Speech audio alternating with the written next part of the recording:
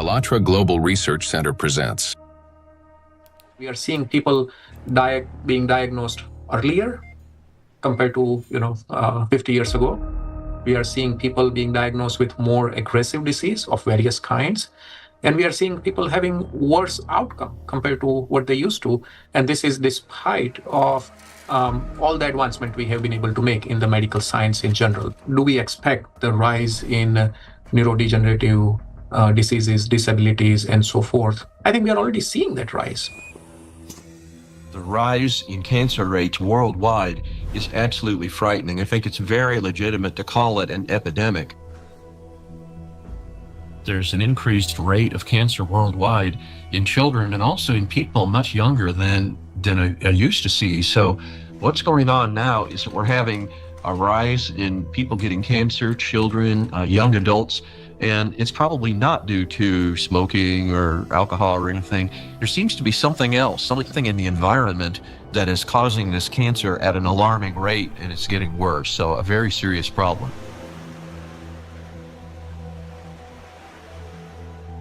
Diseases are emerging early in life. Today's generation is getting sick at ages when their parents were still healthy. And what's worse is that they're often battling not just one, but multiple chronic diseases simultaneously. How can this be happening despite all the advances in modern medicine? What if behind this rapid global decline in human health, there lies a hidden factor, one that we've overlooked all along? Nanoplastics, a threat to life. We're talking about microplastics, tiny particles that can't be seen with the naked eye. They're much thinner than a human hair, extremely fine. From the molecular level to the scale of entire ecosystems, understanding microplastics is crucial for protecting the biosphere and public health. I was also surprised that it took so long, to people to recognize that's a problem, because this plastic production increased super high in the 1950s, and we have now, I guess, something between 400 and 500 million tons of plastic production every year, and this keeps accumulating, in all our ecosystems. So it's not only affecting the human life, but the whole ecosystem. So it's every individual, every plant, even bacteria. They take them up. So that's something which we have to take into account. The fact that it now pervades from our deepest ocean to our highest mountain, that it's present in more or less every living sample that scientists have looked at, and in some populations in considerable proportions, and that it's now pervading, our food, drink, and the air we breathe, to me, is quite concerning. The science has clearly, without a doubt, shown that these chemicals, these particles are very harmful for us in various ways, not just one organ system, but all organ systems are affected. Plastic symbolizes progress, a triumph of human ingenuity, a material that is light, strong, and built to last forever. Yet, as humanity, we miss something crucial. We fail to notice how the very material created to improve our lives began instead to endanger them. Unfortunately, people often underestimate the true threat posed by plastics.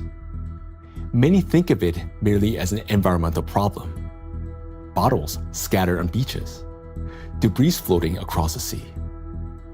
And yes, these do pollute our planet. But large plastic pieces alone cannot destroy the entire biosphere, including humanity, unlike the microscopic particles they eventually become. This plastic bottle, in this form, it poses no immediate danger. But everything changes once this solid object disintegrates into mass of microscopic fragments. If this half-liter bottle were broken down into plastic particles just 1 micrometer in size, it would create roughly 10 trillion of them. And if all those particles were to penetrate the cells of a human body at once, this single bottle, in the form of nanoparticles, would destroy a person within minutes. Micro and nanoplastics are a threat to life itself. And by life, we mean not only human existence, but the very survival of the entire biosphere. Scientists are sounding the alarm that even today, exposure to these particles is leading to deterioration of health, as well as physical and cognitive decline across humankind. A growing body of research links micro and nanoplastics to the development of diseases, genetic mutations, and the rise of antibiotic resistance. Some researchers even associate tiny plastics with climate anomalies, natural disasters, an increase in seismic activity as trillions of microscopic particles interact with the environment. Over time, they could create uninhabitable zones across our planet. And all of this begins with a simple chain reaction. When plastic, like this very plastic bottle, breaks down into micro and nanoplastics. This documentary is a result of a large-scale investigation. We have examined hundreds of scientific studies and thousands of facts to answer key questions, like why are plastics so particularly dangerous? How can plastic particles threaten the very foundation of life? And what chances remain for humanity to change its course? Today, only a few hundred, perhaps a few thousand people truly understand the magnitude of this threat. A number far too small for a world of 8 billion. But by watching this documentary, you will become one of the few who understand what's really happening. This is a story of why researchers studying nanoplastics call them the #1 killer, and how they're already reshaping our future. Plastic interferes with the universal language of life.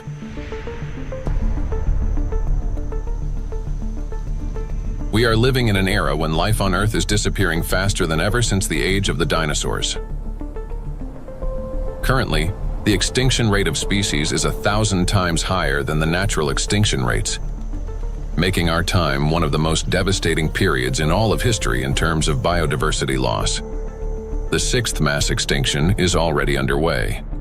The modern world is plunging into a biological collapse, like the ones in the past that wiped out up to 90% of all living creatures on the planet. While past global catastrophes were driven by volcanic eruptions or meteor impacts, today a new factor has joined these forces of nature, an invisible enemy created by humans, capable of destroying all life. Plastics are everywhere.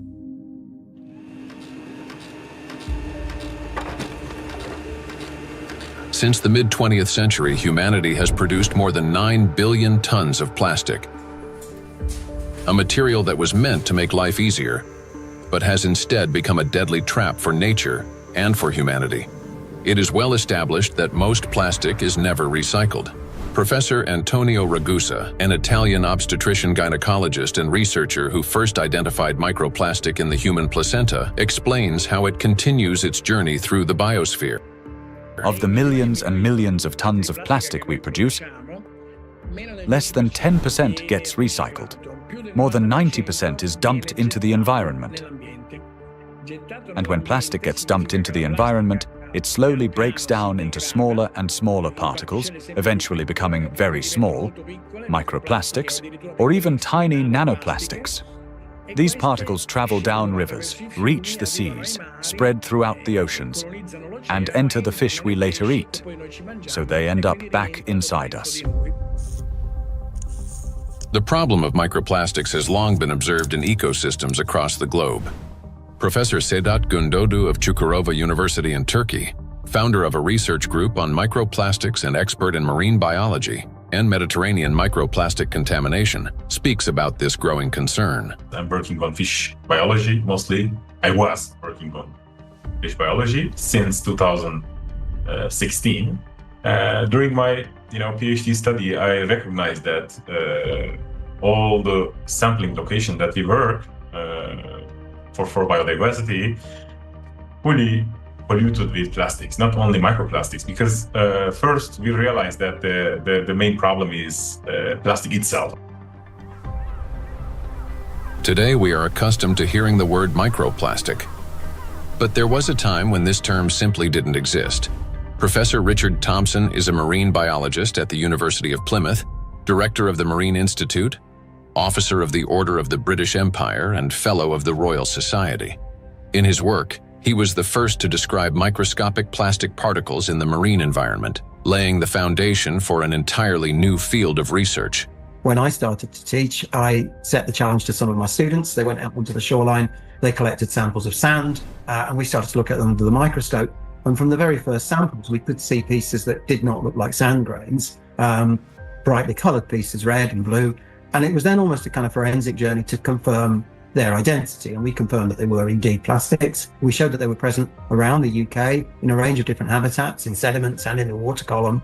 And interestingly, in that first paper in 2004, my first paper on the topic, we used the term microplastics. And the term hadn't been used in this context for truly microscopic pieces before. There had been, and we referenced them in our paper, some studies of small pieces of plastic before, but we went smaller than anybody else. We showed this bioavailability. We showed the temporal trend of increasing over time. The ocean is the main reservoir of plastic accumulation.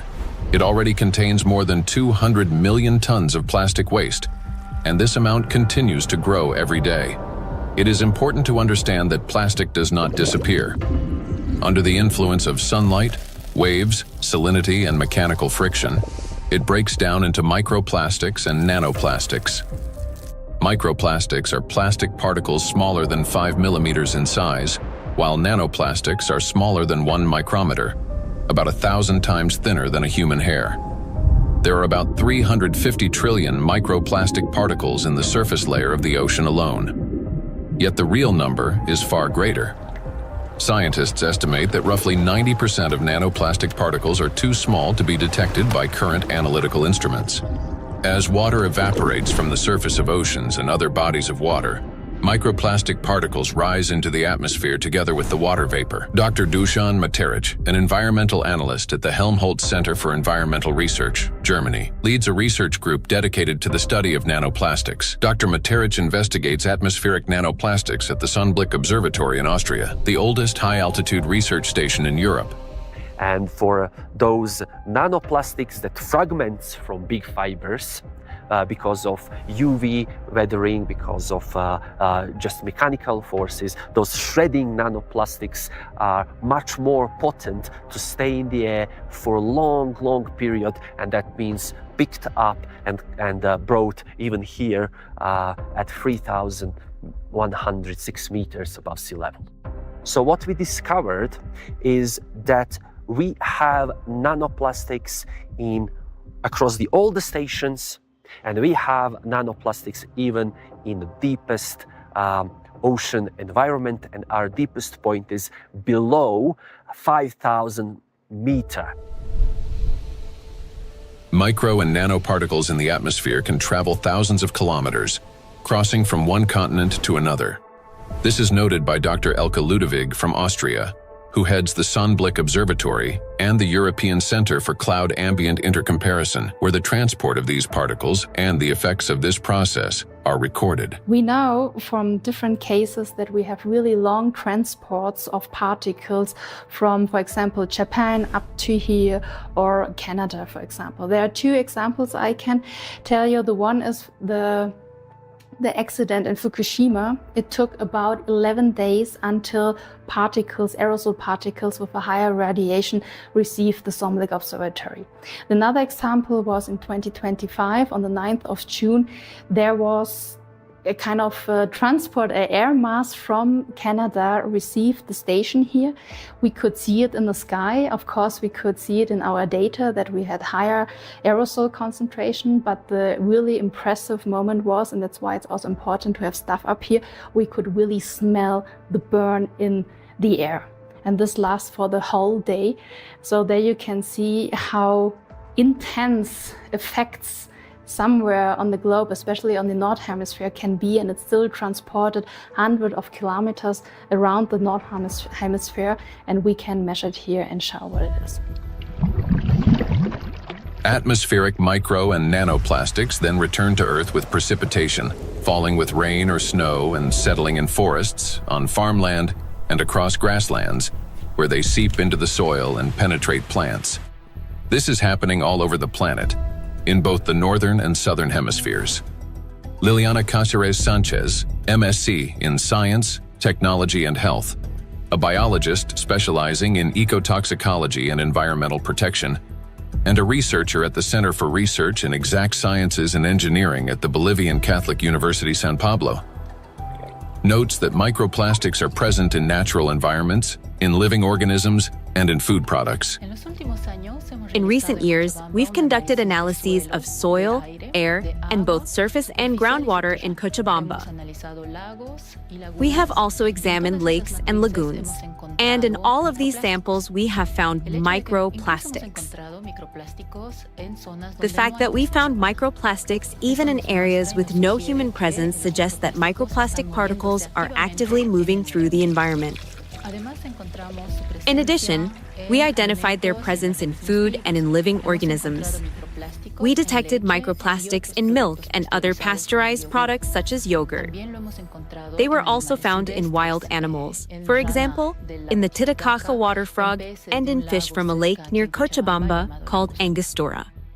These findings confirm that microplastics have already become part of our food chain and ecological chain. Due to microplastic pollution, 1 in 10 grains of the world's 3 main food crops, rice, wheat, and corn, may die before harvest. In addition, researchers from the University of Catania have found high concentrations of microplastic particles in apples, pears, carrots, potatoes, lettuce, and broccoli. Overall, apples and carrots contained the highest levels of contamination, and fruits were found to have more plastic particles than vegetables. On dairy farms in several countries, microplastic particles have been found in samples of hay and other types of cattle feed. The presence of microplastics has also been confirmed in the milk and meat of cows and sheep, as well as in the lung tissue of pigs and in the stomachs and intestines of domestic ducks. This means that plastic has now become inseparable from livestock farming. Scientists from the University of Newcastle in Australia estimate that the average person today consumes around 250 grams of plastic per year through food, the weight equivalent of 50 plastic bags. Moreover, humans inhale micro and nanoplastics.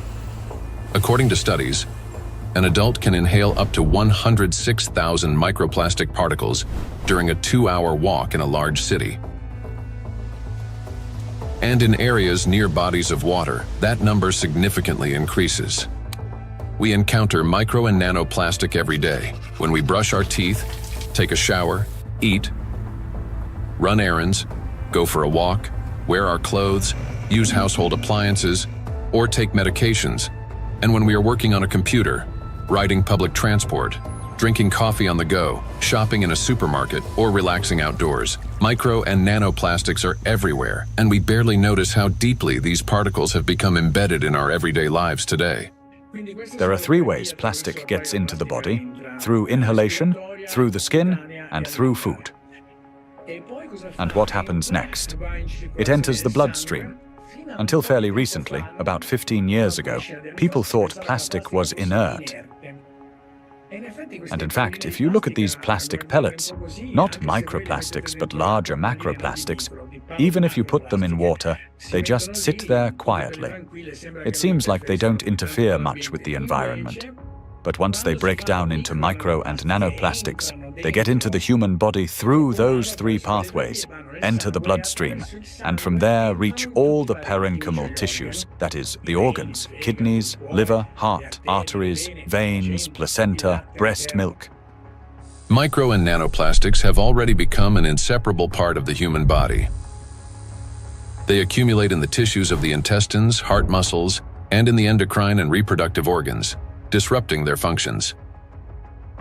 There isn't a single place in the human body they cannot penetrate. Studies show that the highest concentrations of nanoplastic have been found precisely in human brain tissue. Professor Lucas Kenner, a pathologist, cancer researcher, director of the Christian Doppler Laboratory for Applied Metabolomics, and scientific director of the Micro One project studying microplastic and its effects on health, explains how micro and nanoplastic particles can evade the body's defense mechanisms and reach the brain within just a few hours.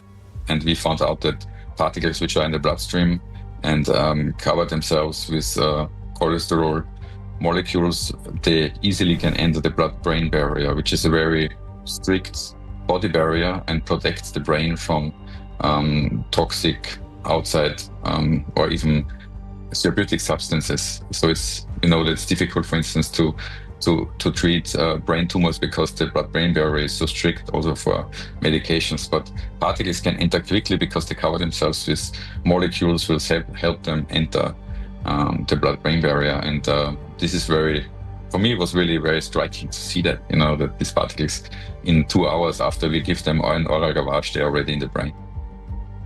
Scientists at the University of New Mexico have found that in every gram of brain tissue in middle-aged individuals, there are about 4,900 micrograms of plastic. This means that today, around 0.5% of the human brain is composed of plastic. Simple calculations show that the human brain contains on average around 7 grams of plastic, roughly the weight of a plastic teaspoon. And such a teaspoon is already inside the human head. It is well known that micro and nanoplastics are dangerous because of toxic chemical additives they contain, such as phthalates and bisphenols. Treating diseases associated with just 3 chemicals of the most toxic additives found in plastics costs humanity $1.5 trillion a year. But this is only the tip of the iceberg, as overall more than 16,000 chemical compounds are used in the production of various types of plastics, each carrying its own potential risks to human health. Yet there is another factor, one far more dangerous and still vastly underestimated, in how nanoplastics affect the human body. It is precisely this factor that allows nanoplastics to easily penetrate the body's protective barriers, and once inside, they are virtually impossible to remove. The destructive impact of plastics at the chemical level has already been examined in another documentary, A Trap for Humanity, part of which focused on the toxic additives in plastics and their devastating effects for human health. Now, the dangers from chemicals are, of course, the most visible and widely discussed part of the problem. But as our investigation continued, we realized that the true danger of plastics lie beyond the chemistry, extending much deeper into the realm of physics. To understand why plastic particles are so dangerous, we must first understand their unique physical properties. Unique properties of plastic. At the micro and nanoscale, plastic particles acquire new physicochemical properties. They can retain surface charge for longer periods and interact with electrostatic fields and other molecules. In this sense, micro and nanoplastics can be compared to an electret, a material that accumulates static electricity and holds it for an extended time. Moreover, plastic particles not only retain an electrostatic charge, but can also recharge it. This occurs through the triboelectric effect. That is, when plastic comes into contact with or rubs against other surfaces, including fabrics, cells, and liquids. In other words, plastic particles can recharge themselves, restoring their electrostatic charge again and again. To understand how the properties of plastic differ from those of other materials, we conducted a simple experiment. Here, inside transparent plastic cups, we suspended several objects made of different materials: a metal needle, a wooden matchstick, a copper wire, and a strip of magnesium. Now, while these objects remained motionless when a plastic rod was brought close, everything changed dramatically when we rubbed the plastic rod against the wall. That is, all the suspended objects began swinging and moved toward the rod. So, what caused this reaction? The answer lies in the electrostatic charge that formed on the plastic surface. For example, a wooden rod, unlike plastic, cannot hold such a charge. Even after rubbing it with wool, active material causing no movement. The same was true for metal scissors, which showed no effect until the material touched a magnet. Only then did the metal needle respond. So this experiment clearly shows how material responds differently to electric and magnetic fields. Now, plastic stands out among other materials because it can not only accumulate, but also retain electrostatic charge for a prolonged period. This is distinct from wood, which quickly dissipates charge because of its moisture content, and therefore has little effect on other nearby objects. It's a dielectric material. Metals, on the other hand, do not hold charge but quickly redistributes it across their surface. They're conductors. Magnets, meanwhile, create magnetic rather than electric fields and thus cannot attract electrically neutral objects in the way a charged plastic can. So this is what makes electrostatically charged plastic so dangerous. It is an invisible force capable of changing everything around it. Once charged, plastic can attract even neutral particles, disrupting many natural physical processes. And as plastics breaks down into smaller fragments, micro and nanoplastics, it doesn't lose its properties. In fact, the impact of plastic on the environment and living organisms only intensifies as the particles become smaller. It's the charge that makes plastic especially dangerous to all life on our planet. Therefore, plastic cannot be regarded as passive waste. It is an active, electrically charged material capable of interacting with nearly all substances on Earth, from atmospheric particles to living cells. The smaller the plastic particle, the more active it becomes, and the more dangerous its impact. If you view a microplastic particle and it's 5 millimeters in diameter, and you break it down to a nanoplastic particle, which is 1 micrometer in size, you generate from one particle 125 billion particles, which is the number of galaxies we have in the universe. And the surface of these particles is 5,000 times larger than the 5 millimeter particle. So this just exemplifies how big an issue the breakdown of those plastic particles in even and all the time smaller particles. And these particles have maybe total different properties than the large 5 millimeter particles. So you not only change the size, but also the surface and the properties of the particles. Nanoplastic has an enormous surface area compared to its mass. It's like a tiny grain with the surface area of a football field. This is called a high specific surface area. The larger the surface, the greater the particle's ability to accumulate and retain electrostatic charge, and the more active sites it contains that bind proteins, metal ions, lipids, and other molecules from the surrounding environment can attach. To understand how dangerous these tiny charged particles are, let's run a simple mental experiment. For example, we have an ordinary 1.5 volt battery. If we divide it into 125 billion tiny batteries, and suppose each of them still had the same power output of 1.5 volts, their aggregate power would equal 187.5 billion volts. Imagine how much greater the voltage will become. Similar things happen with plastic. When a single fragment of plastic is divided into 125 billion particles, each carrying a charge, the amount of charge increases. Today, millions of tons of plastic in our biosphere are constantly breaking down into smaller and smaller particles, each carrying an electrostatic charge that allows it to penetrate everywhere. Consequently, as the number of electrostatically charged plastic particles grows, an excess electrical potential builds up throughout our planet. This is a major factor disrupting the Earth's energy balance, contributing to warming of the oceans, increase in atmospheric anomalies, as well as the number and severity of natural disasters each year. Note that the warmer the ocean, the more acidic it gets, and the faster plastic breaks down into charged micro-nanoplastics. This in turn leads to greater buildup of energy on our planet, amplifying all these processes in a self-reinforcing chain reaction. In addition, the smaller the particle, the more easily it penetrates the protective barrier of living organisms, including humans, triggering various chronic diseases and killing millions of people. We'll explore all of this in detail. In other words, plastic fragmentation does not make it safer. On the contrary, it transforms it into nanoparticles that readily penetrate living organisms. We know so far that compared to microplastics, nanoplastics can pass through the cell membranes much easily. That means that they can go to our bloodstream, not just us animals as well, and they can be carried to certain organs, deposited there, hard to be excreted back and things like that.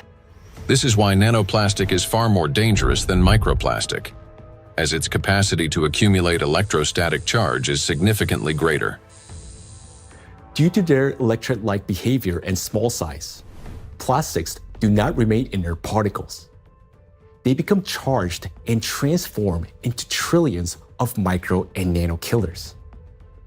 It is through this charge that tiny plastics can penetrate deep into the living tissues and even destroy them. Today, these particles are everywhere, and they're already interfering with the delicate electrical processes in nature. Now, we often think of electricity as something artificial, confined to light bulbs, batteries, and wires. But in reality, electrical impulses are the very language of life. That is, they enable the entire biosphere to function. And it is precisely these natural processes that electrostatically charged micro and nanoplastics are now disrupting. Universal language of nature.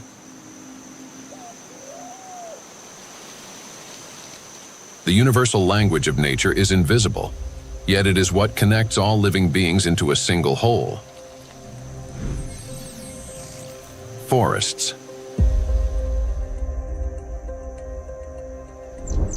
In forests, tree roots are linked with fungal networks, forming a complex and interconnected system beneath the soil that scientists call the wood wide web. This network not only distributes water and nutrients, but also enables plants to exchange information. Plants communicate in two major ways: chemically, by releasing specific molecules, and electrically, by sending electrical signals similar to nerve impulses in animals and humans. For example, when insects attack, a tree generates an electrical signal that triggers defensive responses. This signal can travel through roots into the fungal network, reaching other trees. A similar effect was detected by scientists during a solar eclipse. The bioelectric signals of trees began to synchronize, forming a single impulse. The oldest trees responded first, as if they remembered such events, and were warning the younger ones. Through electrical signals, plants can coordinate their growth, warn each other of danger, adapt collectively to stress, and even store shared memory. It is precisely this finely tuned system that is now being disrupted by micro and nanoplastics. Today, forests have become vast reservoirs of microplastics. Research shows that forests capture microplastic from the atmosphere. As air currents pass through forests, they carry tons of microplastic particles. The forest functions as a massive filter. Tree canopies and leaves literally comb out particles from the air. In the past, this process helped purify the atmosphere from dust and dirt. Today, however, along with these natural particles, micro and nanoplastic are also being trapped. Unlike dust, which can become part of organic matter, plastic does not decompose. It remains in leaves, accumulates in soil, and persists in forest air. Every day, dozens of microplastic particles settle on each square meter of the forest canopy. Scientists estimated the annual deposition of microplastics in forest soils and showed that it correlates with the scale of plastic production in Europe. Assuming that atmospheric fallout is the primary source, they concluded that roughly 400,000 microplastic particles per square meter could accumulate in forest soil over a 70-year period. Charged particles distort bioelectrical signals and deprive forests of their ability to adapt and survive. Negatively charged nanoparticles penetrate plant roots more easily, disrupting nutrient absorption. As a result, growth slows down and root formation is impaired. In addition, electrostatically charged micro and nanoparticles of plastic adhere to leaves and penetrate plant cells, impairing photosynthesis. They damage chloroplasts, the energy centers of plant cells, the analog of mitochondria in animal and human cells. Prolonged exposure to micro and nanoplastics reduces the ability of plants to produce oxygen. Some of the world's forests, such as the eastern forests of the Amazon, are already emitting more carbon dioxide than they produce oxygen. Animals. Micro and nanoplastics can penetrate the brains of animals. Electrostatically charged plastic particles damage brain cells and disrupt the transmission of nerve impulses. This causes malfunctions in the nervous system, from reduced vision, hearing, and smell to impaired motor coordination. As a result, animals struggle to navigate, find food, avoid danger, and to communicate with one another. And all of this greatly reduces their chances of survival. These effects mirror the early signs of neurodegenerative diseases in humans. According to the Worldwide Fund for Nature, over the past 50 years, the global population of wild animals has declined by nearly 70%. People can't even protect those they've taken responsibility for. Household pets are also poisoned by micro and nanoplastics. Pet food contains PET, the same plastic used to make bottles. Moreover, microplastic particles have been found in the tissues of cats and dogs. Scientists analyzed tissue samples from 49 animals, 24 cats and 25 dogs, that had died of natural causes and found that more than 70% of them had microplastics present in multiple organs.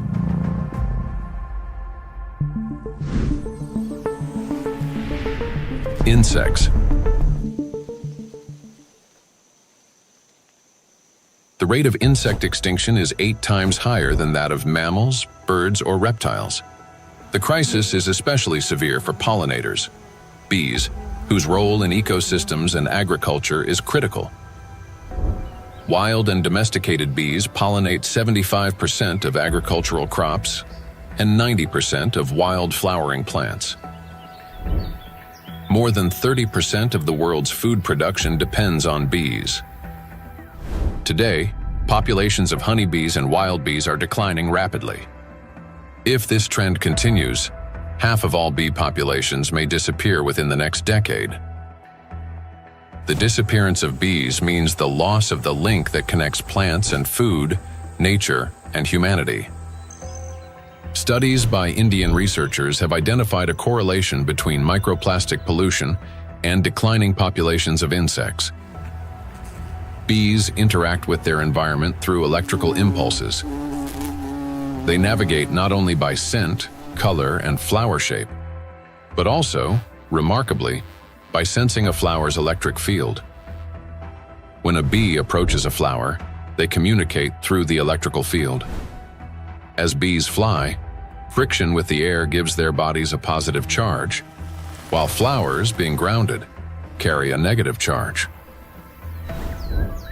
This difference creates an electric field that allows pollen to transfer to the bee even before it lands.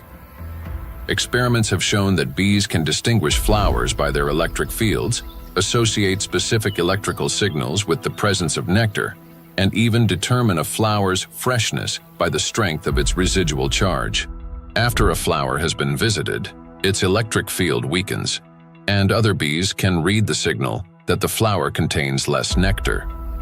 Moreover, the bee's own electric charge can stimulate a plant to release fragrance, attracting even more pollinators. Thus, an entire electrical communication system operates between bees and flowers. The electrostatic charge carried by micro and nanoplastics distorts these electrical impulses, affecting the bee's brain and nervous system. As a result, bees can no longer recognize flowers, locate nectar, find its way home, or identify members of their colony. Even the smallest doses of microplastics can be lethal to bees. Bees are covered in sensitive hairs and constantly interact with their environment, allowing plastic particles to settle on their bodies and easily penetrate them. One of the leading experts studying the impact of microplastics on insects is Professor David Baraki, PhD in ecology and animal ethology, biologist, and head of the Cognitive and Behavioral Ecology Lab, B-Lab, at the University of Florence.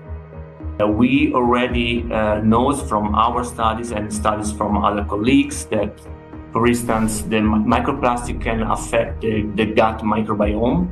So if they feed with microplastics, this can generate dysbiosis, or the microbiota can be affected. In the same way, we found that it can affect the immune response. So both honeybees and bumblebees have a kind of immune depression, so they are not any longer able to fight infections.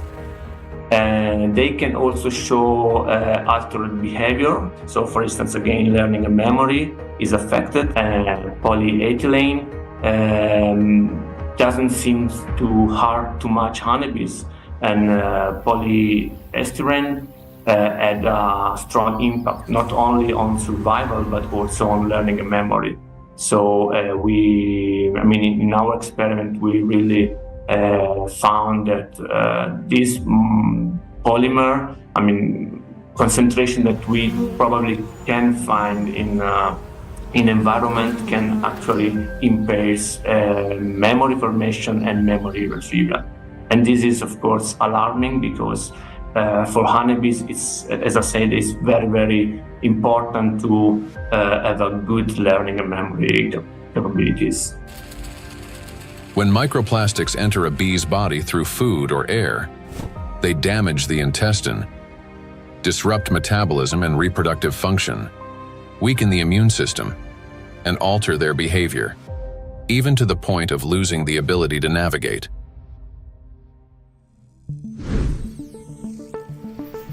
Birds. Across the globe, scientists are observing an alarming trend. The number of wild birds is rapidly declining. In North America alone, over the past 50 years, approximately 3 billion birds have disappeared. That is a quarter of the entire bird population. Electrical signals play as vital a role in the lives of birds as they do throughout the entire biosphere. The avian nervous system functions through transmission of electrical signals from the brain to all parts of the body. Those impulses control movements of wings, tail, and body in flight, vision and coordination, cognitive responses, for example, evading predators, song and vocal communication. Birds are true living navigators capable of traveling thousands of kilometers and returning precisely to the same locations year after year. Scientists have discovered that many migratory birds use Earth's magnetic field for orientation. Imagine an airplane. A pilot sees a radar screen with lines and markers to avoid getting lost in the sky. For birds, their eyes serve as such a radar. Specialized molecules in their eyes detect both light and Earth's magnetic field, converting them into electrical signals. In the brain, those signals form an image with field lines superimposed on the real world. A bird simultaneously sees clouds, land, and its magnetic radar, allowing it to maintain course in any direction with ease. Electrostatically charged micro and nanoplastic particles entering a bird's body distort electrical impulses and disrupt functioning of its nervous system. This leads to loss of motor coordination, weakened memory and learning ability, and impaired vocalization and spatial orientation. Externally, this manifests as increasingly erratic flight, unstable behavior, and even softer, weakened chirping. Nestlings are especially vulnerable. Many do not survive to adulthood, and those that do often exhibit cognitive impairments. However, that's not all. Plastics damage the liver, kidneys, stomach, and brain of birds, causing symptoms that resemble Alzheimer's disease. Even birds that appear healthy lose the ability to adequately care for their partners and offspring, sharply reducing their chances of successful reproduction.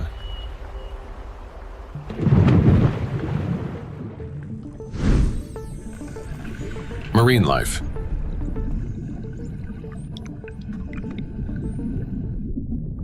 Beneath the surface reigns a unique world where vision weakens and sounds become distorted. In such conditions, marine life perceives reality differently. Through electroreception, the ability to sense faint electric fields and navigate by them. Predators such as sharks can detect tiny electrical impulses produced by muscle contractions and the heartbeat of their prey. Even if a fish remains motionless and hidden in sand, its bioelectric signals reveal its location. All living organisms in water generate continuous bioelectric fields due to ion flow across their skin. Those fields are subtly altered when the animal moves or when another living being appears nearby. Electrical impulses are an inseparable part of life itself, even underwater. Electrostatically charged micro and nanoplastics can distort or block those signals, which makes marine creatures especially vulnerable. As a result, marine animals and fish lose their ability to accurately locate prey, avoid predators, and follow migration routes. This threatens their survival and leads to population declines.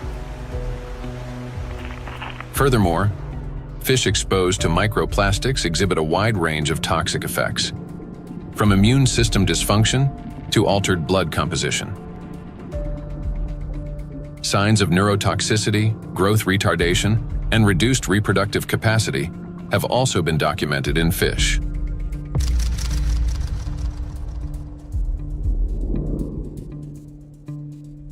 All processes in the biosphere rely on extremely subtle electrical impulses. It is these impulses that become distorted by electrostatically charged micro and nanoplastic. Micro and nanoplastics have already permeated every environment and integrated into all ecosystems. The examples given here represent only a small part of a global problem. Disruptions are occurring throughout the biosphere without exception, and the outcome is the same everywhere. Distortion of signal transmission, breakdown of biological connections, malfunction of living systems, and ultimately, the death of life itself. Micro and nanoplastics are everywhere, and everything they touch is slowly dying.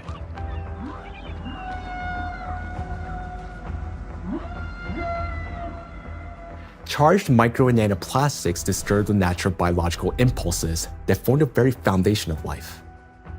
Gradually, they erode the mechanisms that allow the biospheres to exist and interact.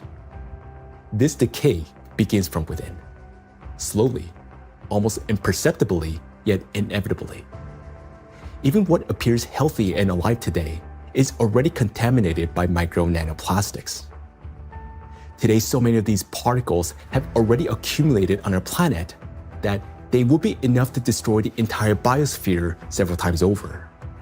And their numbers continue to grow each day. Nature is not merely a habitat. It's our breath, our nourishment, and our protection. Humanity can survive without technology, but not without air, water, and living organisms. When life on Earth dies, humanity dies with it. The truth is that we do not exist separately from nature, no matter how much we try to convince ourselves otherwise. We're part of it. So you have probably guessed who we're going to talk about next. Yes, about us. Impulse of life. For humans, just like for all living beings in the biosphere, electrical signals are the pulse of life. The human body is, quite literally, an electrical system. The brain thinks with the help of electrical impulses. The heart beats because cells transmit electrical signals to one another, and muscles contract when they receive signals from the nervous system. Neurons play a key role in coordinating all body functions by generating and transmitting electrical impulses. How an electrical impulse is generated in neurons? Every neuron has a membrane with the so-called gates, ion channels. When a signal needs to be transmitted, some of these gates open, and ions begin moving quickly into or out of the cell. This flow of ions changes the membrane's electrical charge, creating an electrical impulse. The impulse travels along the neuron and transmits information further to other cells. How you communicate, whether you interrupt, speak quickly and emotionally, or on the contrary, whether you're apathetic, how you scroll through a news feed on your phone, whether you rush or move slowly, depends largely on the balance of ions. When this balance is disrupted, a person can become overly irritable, or, on the contrary, sluggish. Every movement and reaction of our body is based on electrical impulses in neurons and other cells. For example, if you accidentally touch a hot object, nerve fibers instantly transmit a signal to the brain, which commands the muscles. Pull your hand away. Without electrical impulses, the body wouldn't be able to maintain a stable internal state, homeostasis. Even the immune system cannot function without electrical impulses. The speed and strength of every immune cell's response depend directly on the quality of impulse transmission. Emotions and thoughts are also the language of electrical impulses. When you feel joy, sadness, excitement, love, or recall a memory, tiny electrical sparks run between neurons. They're like messages between friends. One neuron writes, another reads, and passes it on. Through these chains, thoughts, emotions, and decisions are born. When you learn something new, that too is the work of electrical impulses. They create new neural connections, as if paving little pathways in the brain that make it easier for impulses to travel later on. Even at the very beginning of life, when a sperm cell fertilizes an egg, an extraordinary phenomenon occurs. This contact triggers a cascade of biochemical reactions, including the release of billions of zinc ions. This impulse acts like a start button that activates the egg and initiates the very process from which the future embryo begins to develop. We rarely think of ourselves as electrical systems, yet that's exactly how our bodies function. Nature created a perfect design in which countless vital processes and interactions occur through electrical impulses. But there was one thing that nature could not have foreseen: that humans would create an enemy capable of infiltrating and disrupting this perfect mechanism. In studying micro and nanoplastics, we discovered that their most dangerous weapon is invisible. It is the electrostatic charge that these particles accumulate and retain. This charge begins to destroy us from within, starting from the very foundation of life, the cell. Inside the cell, charged nanoplastics cause the greatest harm. They disrupt communications between the cells, trigger self-destruction programs, and deprive cells of their ability to generate energy for sustaining life. The question is, how do plastics do this? How do micro and nanoplastics damage the body's cells? Disruption of interactions between neurons. Electrostatic charge and extremely small size allow nanoplastic particles to penetrate inside human cells. The impact of nanoplastics on cell function can be clearly traced in neurons, cells of the nervous system, as their function is directly linked to the generation and transmission of electrical signals. Valérie Etkin, Doctor of Physical and Mathematical Sciences and member of the European Academy of Natural Sciences, emphasizes that the impact of nanoplastics on nerve cells manifests at the most fundamental levels. Nanoplastics significantly influence the generation and transmission of neural impulses through multiple mechanisms that disrupt ion transport and the electrical activity of neurons responsible for transmitting nerve signals in the body. Each neuron functions like a miniature battery. It constantly maintains a difference in electrical charge between the inside and outside of its membrane. This enables the neuron to be ready to transmit a signal at the right moment. Charged nanoplastic disturbs this delicate balance, making the cell behave unpredictably. A neuron may activate prematurely, like a light flickering on without command, or conversely, fail to transmit a signal when needed. Such interference disrupts the operation of entire neural networks, like a city experiencing power outages, where neighborhoods go dark one after another, leading to a blackout. In addition, as shown by research conducted by Chinese scientists from Southern Medical University in Guangzhou, nanoplastic interferes with the operation of ion channels. Nanoplastic carrying an electrostatic charge can interact with these channels and alter their structure. As a result, the gates may fail to open or remain open for too long. This also disturbs normal signal transmission throughout the nervous system. When electrostatic interactions occur with charged membrane lipids, they cause a redistribution of charged lipids and proteins within the membrane, which leads to impaired functionality of these lipid membranes. This results in localized changes in ion concentration and the formation of ion concentration gradients around charged particles. The function of ion pumps, which are essential for maintaining ion balance, becomes disrupted. Ion pumps are mechanisms that move substances against their concentration gradients, a process known as active transport.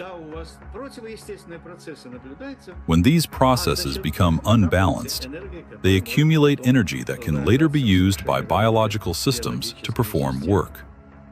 And so, the work of these pumps may be disrupted, yet it's one of the core mechanisms underlying biological activity. Signal transmission between neurons is a complex yet remarkably coordinated electrochemical communication process in which special molecules, neurotransmitters, play a crucial role. These molecules act as couriers, transferring information from one neuron to another in a strictly ordered manner. Nanoplastic particles carrying an electrostatic charge can interfere with the release of neurotransmitters or trigger their discharge without proper signaling. As a result, chaotic and false signals emerge in the brain, as if the nervous system can no longer distinguish what messages to send, when to send them, or where they should go. Any disruption in communication between neurons inevitably affects our mental state. If you find yourself becoming forgetful or absent-minded, if you have difficulty concentrating or remembering even simple things, it may be a sign that the degradation of neural connections has already begun.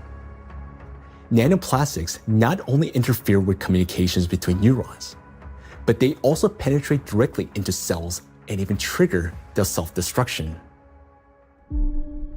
Cells start the process of self-destruction.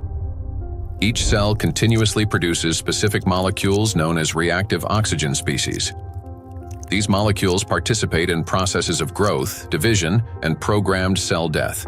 Under normal conditions, their levels are regulated by the cell's defense system, antioxidants, acting as cleaners. Antioxidants rapidly neutralize excess reactive oxygen species, preventing them from damaging the organism.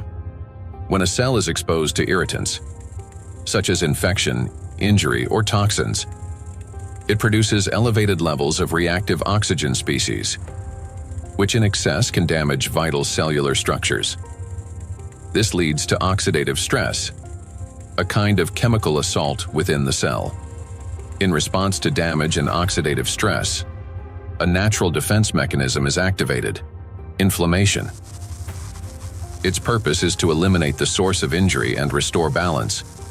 However, in the case of electrostatically charged nanoplastic, this mechanism ceases to function properly.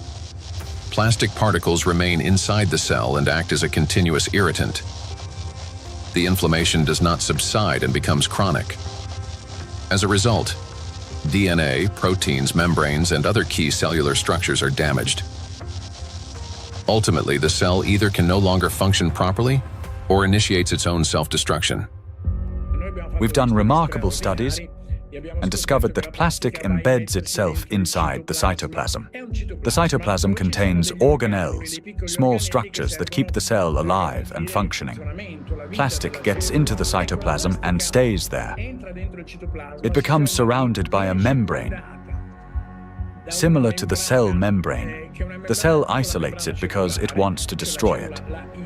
And it starts producing enzymes and other substances the cell normally uses when it's invaded by microbes, viruses, bacteria, or antigens. But unlike those natural invaders, plastic is indestructible, as we said. So the cell is essentially subjected to chronic stress, and eventually it becomes diseased. The Microplastics Research Group at the Bolivian Catholic University in Cochabamba uses aquatic planarians, small organisms that serve as highly useful biological models. Their strong regenerative capacity makes it possible to detect early changes in cellular processes similar to those that occur in other animals. Microplastics, especially when combined with other pollutants such as metals, are already affecting living organisms. Microplastics can trigger oxidative stress, an imbalance between the production of reactive oxygen species and the body's antioxidant capacity. This oxidative stress directly affects cellular metabolism, disrupting the functions of proteins, lipids, and nucleic acids, which can lead to changes in growth, regeneration, and the overall physiology of organisms.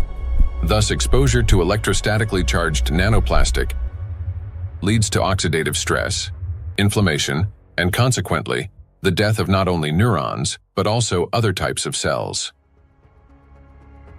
Oxidative stress is like a fire burning inside a cell, while antioxidants are like firefighters that work to extinguish it. Note that nanoplastics act as a fuel for the fire, feeding it endlessly until the cell is consumed from within. Yet, that's not all nanoplastics do inside our cells. They also destroy the cell's power plants, the mitochondria. Every cell lives and functions thanks to the energy produced by mitochondria. That very energy powers all processes in the body, from cell division to hormone synthesis.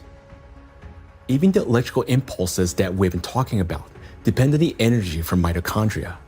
And it is precisely this vital source of life that charged nanoplastics attack. Cells stop producing energy for life. Recent studies have shown that mitochondria are particularly vulnerable to the effects of nanoplastic. And that's where a cascade of processes leading to aging and disease begins.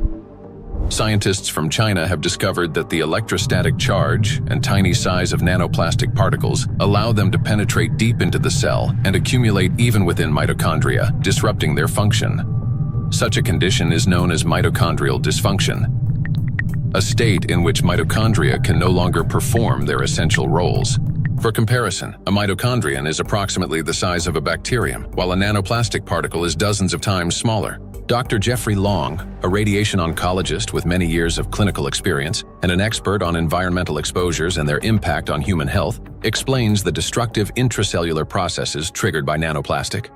They can get into the cell and they can damage the critical parts of the cell, particularly mitochondria. Mitochondria in each cell in the human body is sort of the energy machine. It produces the raw stuff that provides energy to the entire rest of the cell. And it is frightening to understand, and increasingly so with increasing scientific studies, that nanoparticles nanoplastics, as they get in, are actually damaging the mitochondria, that energy-producing part of the cell. They're also damaging the part of the cell involved in division and reproduction called DNA. And certainly they can affect other molecules and proteins within the cell. Mitochondria are the cell's energy and signaling center.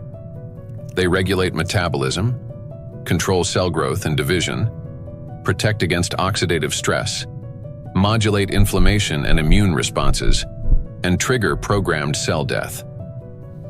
One of their key functions is cellular respiration, the process by which energy is produced. Energy in the human body is generated as follows.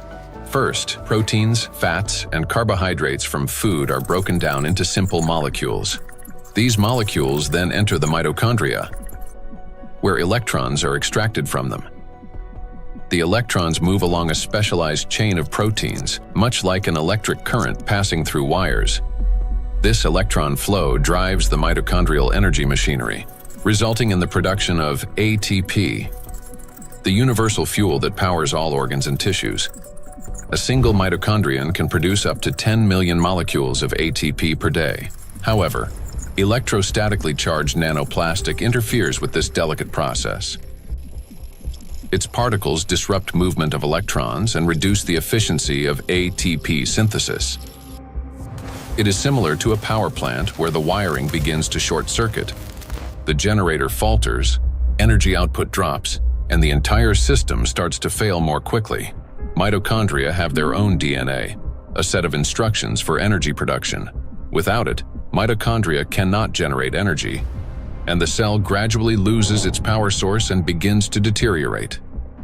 Exposure to nanoplastic causes mutations to accumulate rapidly in mitochondrial DNA, further impairing mitochondrial function. Studies published in 2023 demonstrated that 50 nanometer polystyrene nanoparticles sharply reduce ATP production and increase the number of mutations in mitochondrial DNA. We have studies on this, with dramatic images taken using a scanning electron microscope, as well as a transmission one, where you can actually see plastic destroying the mitochondria, the structures that produce a cell's energy. Chronic exposure to nanoplastic turns cells into a battlefield. Their electrostatic charge prevents mitochondria from carrying out their essential functions, and this disruption marks the beginning of the slow decline of cells, tissues, and organs. We have now seen the key mechanisms by which charged nanoplastic particles damage cells. Each of these processes is destructive on their own, but they also occur simultaneously and amplify one another's effects. This chain reaction unleashes avalanche of damages leading to cell death, and ultimately causing systemic breakdowns and accelerating biological aging. Micro and nanoplastics accelerate aging. We tend to think that aging begins with wrinkles, gray hair, or fatigue. But in reality, it starts deep within the cells, with mitochondrial dysfunction and failures in key biological processes. Over time, damaged and dying cells accumulate, and the body loses its ability to renew itself. Aging is the gradual wear and tear of life's internal mechanisms. Scientists identify several main mechanisms of aging, such as oxidative stress, mitochondrial dysfunction, chronic inflammation, telomere shortening, DNA damage accumulation, epigenetic alterations. These same mechanisms underlie various diseases. When mitochondria can no longer produce sufficient energy, when DNA damage accumulates, and when inflammation becomes chronic, the organism grows increasingly vulnerable. This is when conditions such as diabetes, cancer, heart attack, dementia, and Alzheimer's disease begin to develop, and they all share one root cause: the aging of cells and tissues. Here's the crucial point. Electrostatically charged nanoplastic induces the same processes: oxidative stress, DNA damage, mitochondrial dysfunction, telomere shortening, chronic inflammation, and epigenetic alterations. Thus, electrostatically charged nanoplastic artificially accelerates cellular aging. What once unfolded over decades can now progress many times faster under its influence. And we are already witnessing the consequences. Diseases are becoming younger. Scientists have found that modern generations develop illnesses earlier and accumulate more chronic conditions than their parents did at the same age. Even a difference of just a few years now translates into noticeably higher rates of disease. Cancer and hypertension remain the most common conditions. Moreover, each subsequent generation shows an increase in the number of chronic conditions in a single individual. Diseases once considered age-related are increasingly found in young people. Notably, this trend coincides with the growing plastic pollution of the environment. As a result of exposure to electrostatically charged nanoplastic, the biological cell age of people in their 20s or 30s may already correspond to that of a 50 to 60-year-old person. So very frightening how widespread nanoplastics are everywhere, probably each and every one of our cells. Even to you talking and among the audience listening, probably all of our cells have at least some nanoplastics. So let's summarize. Aging is a gradual breakdown of the cells in our bodies. Nanoplastics accelerate this deterioration, and thus the aging itself through all those destructive processes within the cells that we've just talked about. And here lies the crucial point. The same mechanisms that drive aging also underlie many chronic diseases. In other words, micro and nanoplastics not only speed up aging, but also contribute to the development of diseases. Today, micro and nanoplastics are detected in every organ of the human body, and everywhere, in each organ, in each cell. The tiny plastic particles trigger a cascade of internal destruction. Nanoplastics damage cell membranes, disrupt ion channels, induce oxidative stress, disable mitochondria, and provoke genetic mutations. These damages affect all cell types in the same way, whether in the heart, bones, lungs, or elsewhere. Now, we know the answer to the main question that began our investigation. Why and by what mechanism are nanoplastics capable of destroying living systems at the microscopic level? But what does that mean to us, for each of us? What specific diseases arise from such cellular destruction within the human body? The answers lie ahead in the next part of our investigation. Micro and nanoplastics are damaging health. Micro and nanoplastics impact the nervous system. Neurological disorders are the leading cause of physical and cognitive disability worldwide, affecting almost 3.5 billion people. Over the past 30 years, the number of such cases has risen drastically, and scientists project that within the next 2 decades, this figure could double. Since this trend mirrors a surge of plastic pollutions in our environment, it becomes clear why these diseases are becoming more prevalent and why they're increasingly affecting younger population. Now, recall the image of a plastic spoon in the brain. Unfortunately, it doesn't sit there inert or harmless. Electrostatically charged plastic particles attack neurons, the brain cells that are responsible for most of our thoughts and movements. Every day and every minute, nanoplastics are silently destroying cells in our brains, and the exposure to these tiny plastics, they never stop. In fact, it continues to accelerate. Consequently, the damage of our neurons lead to severe and often irreversible diseases like Alzheimer's and Parkinson's, multiple sclerosis, epilepsy, stroke, and many others. But neurons are not limited to the brain. They form an extensive network that coordinates and synchronizes the activity of the entire body.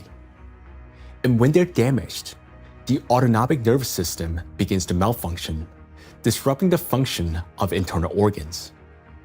For example, the intestines contain about 500 million neurons, often referred to as a second brain. This vast network plays a vital role in digestion, immunity, and even emotional regulation. But with every sip of water and every meal, an invisible stream of micro nanoplastics enters our bodies.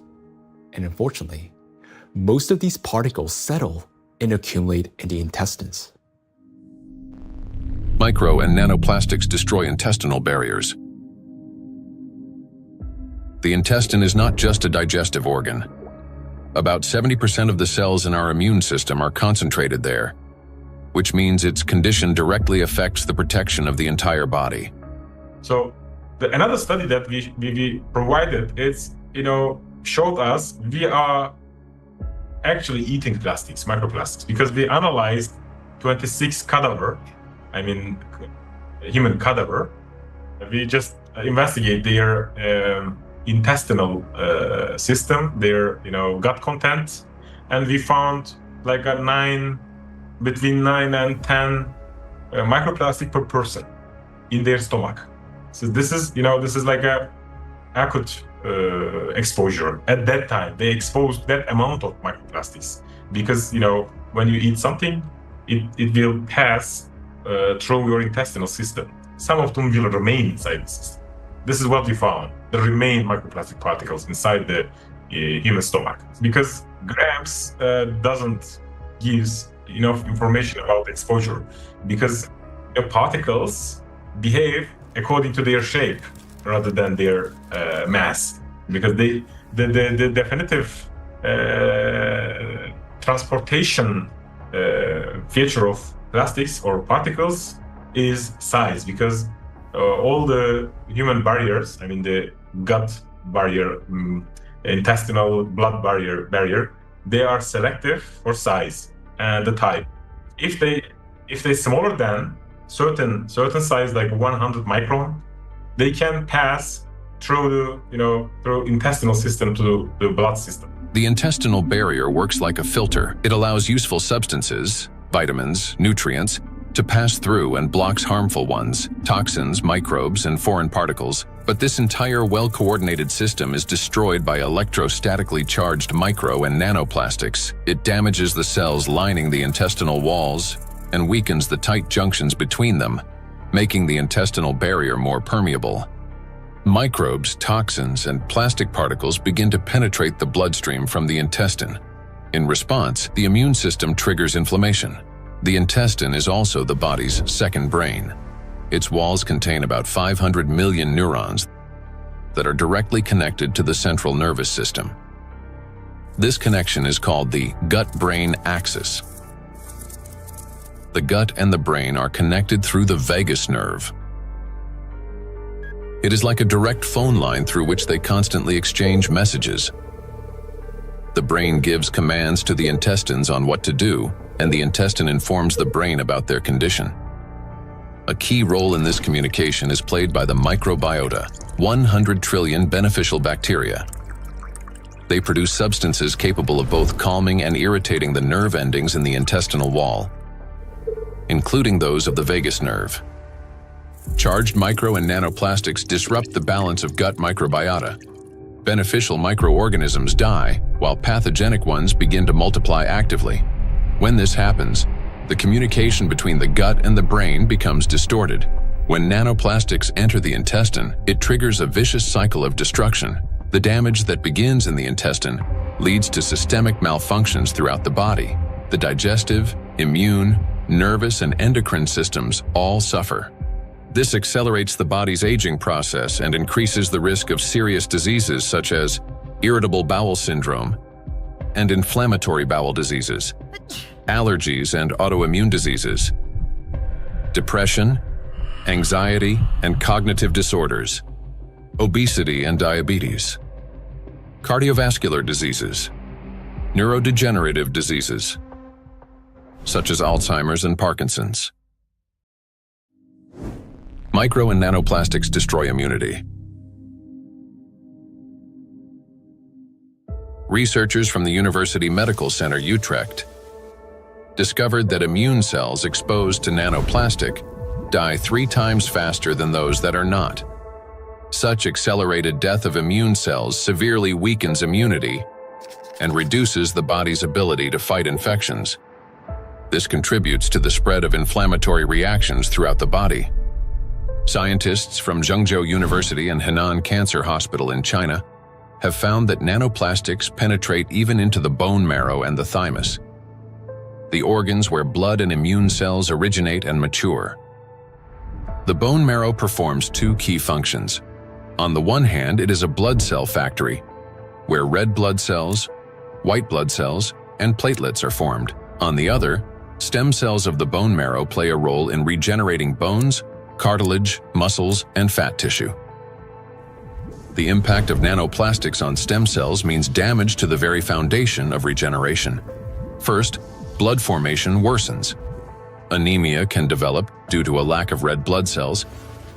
Immunity decreases due to fewer white blood cells. And the risk of bleeding rises because of platelet deficiency. Second, damage to bone cells makes bones more fragile, increasing the risk of fractures and slowing their recovery. Nanoplastics not only destroy the immune system, but through its electrostatic charge, they also create conditions for the reproduction and resilience of pathogens. A study from the University of Illinois showed that positively charged nanoplastic particles increase physiological stress in gut bacteria such as E. coli, making them more pathogenic. The electrostatic charge plays the decisive role here. It is what increases the pathogenicity of microorganisms. At the same time, nanoplastic particles without electrostatic charge did not cause physiological stress in bacteria, and their danger to humans did not increase.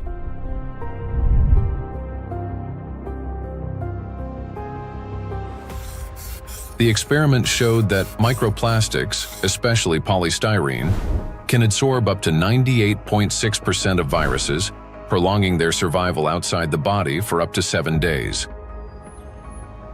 Viruses that normally die under sunlight or oxygen within hours can persist on plastic for 2 to 7 days, remaining on surfaces such as handrails, bottles, and door handles.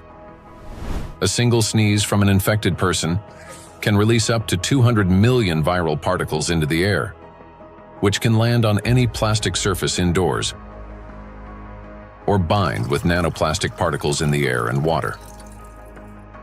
Microplastics become an air and water taxi, spreading infection.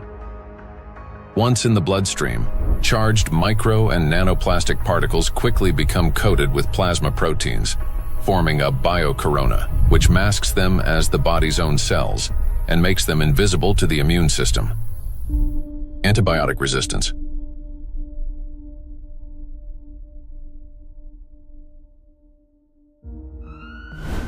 In 2019, antimicrobial resistance was directly responsible for more than 1 million deaths, with nearly 5 million additional deaths linked to related complications.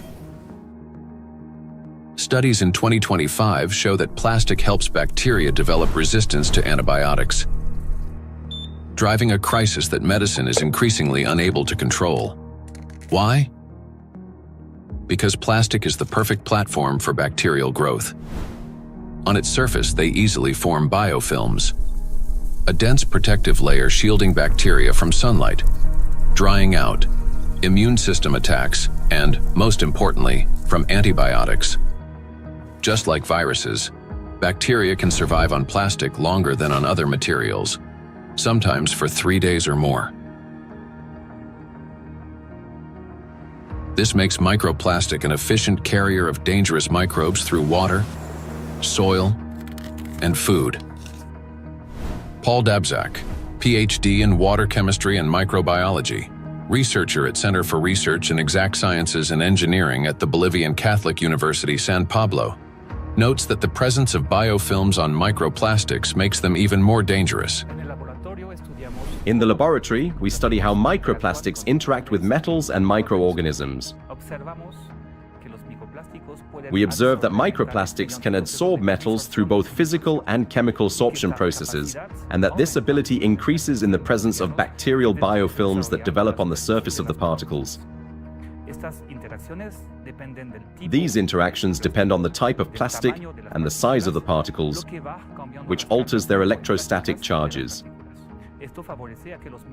This causes microplastics to act like a magnet, attracting even more contaminants to their surfaces. In laboratory conditions, researchers from Boston University found that when bacteria come into contact with microplastic, they activate a special metabolic process linked to electron transfer. Simply put, plastic particles can share electrons with bacteria, acting as a kind of power bank for them. This process is called extracellular electron transfer. It gives bacteria extra energy, which first of all, makes them stronger, helps them divide faster, mutate, and build resilient multi-layered biofilms that block antibiotics from penetrating. Secondly, this extra energy directly accelerates antibiotic resistance. What's worse, even after plastic was removed from the experiment, bacteria retained their new properties. They mutated, became more resistant, and continued forming strong biofilms on other surfaces, even without plastic support. This means plastics may accelerate the rise and spread of the so-called superbacteria that are resistant to drug treatment. According to WHO estimates, by 2050, antimicrobial resistance will claim 10 million lives every year. Meanwhile, new antibiotics are being developed far more slowly than bacteria evolve. So think about this. Charged microplastics not only help bacteria to survive, but they also enable them to mutate into superbacteria that are resistant to antibiotics.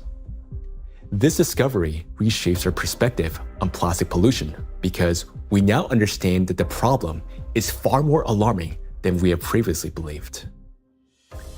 And each year, the threat of antibiotic resistance is growing.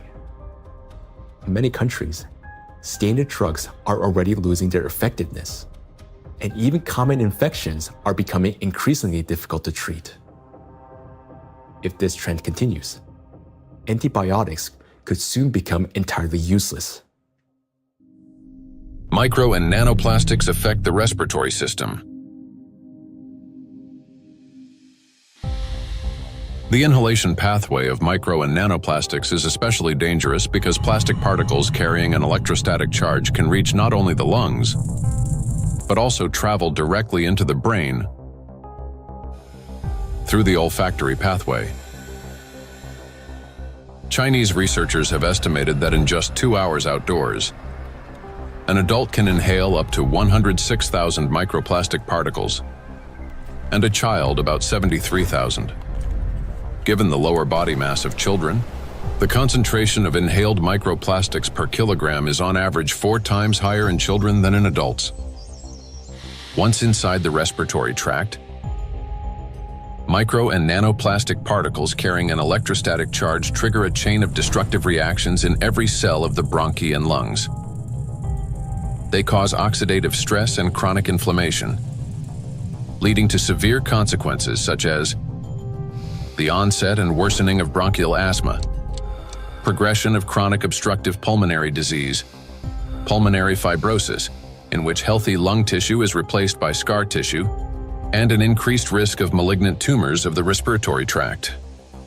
In a study conducted in 2021, microplastics were found in 13 out of 20 lung tissue samples. In patients with respiratory diseases, particles were found in every sample of throat phlegm. What's more, plastic fibers have been discovered in malignant lung tumors.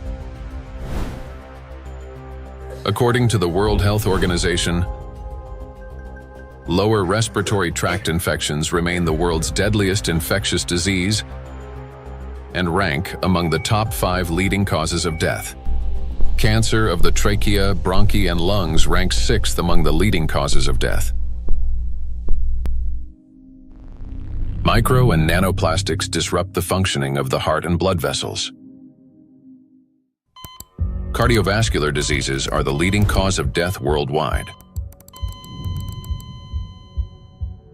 Despite tremendous efforts by the scientific community to develop and introduce innovative treatments, both the incidence and mortality from these diseases continue to rise.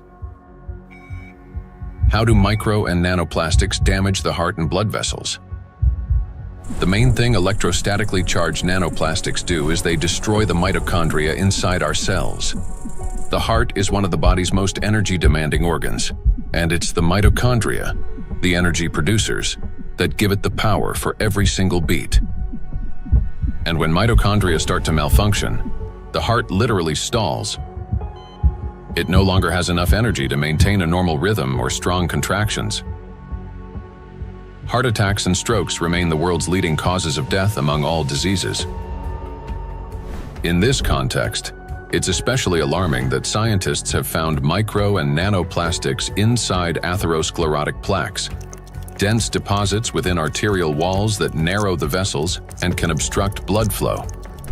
When a vessel becomes constricted or a clot forms, blood circulation to the heart or brain is disrupted, sharply increasing the risk of a heart attack or stroke. Research shows that when microplastics are present in carotid artery plaques, the risk of these life-threatening events and fatal outcomes rises by 4.5 times. Micro and nanoplastic particles trigger blood clot formation. When micro and nanoplastics enter the bloodstream, they don't simply drift there passively. Because of their electrostatic charge, plastic particles stick to vessel walls and attract blood proteins in cells.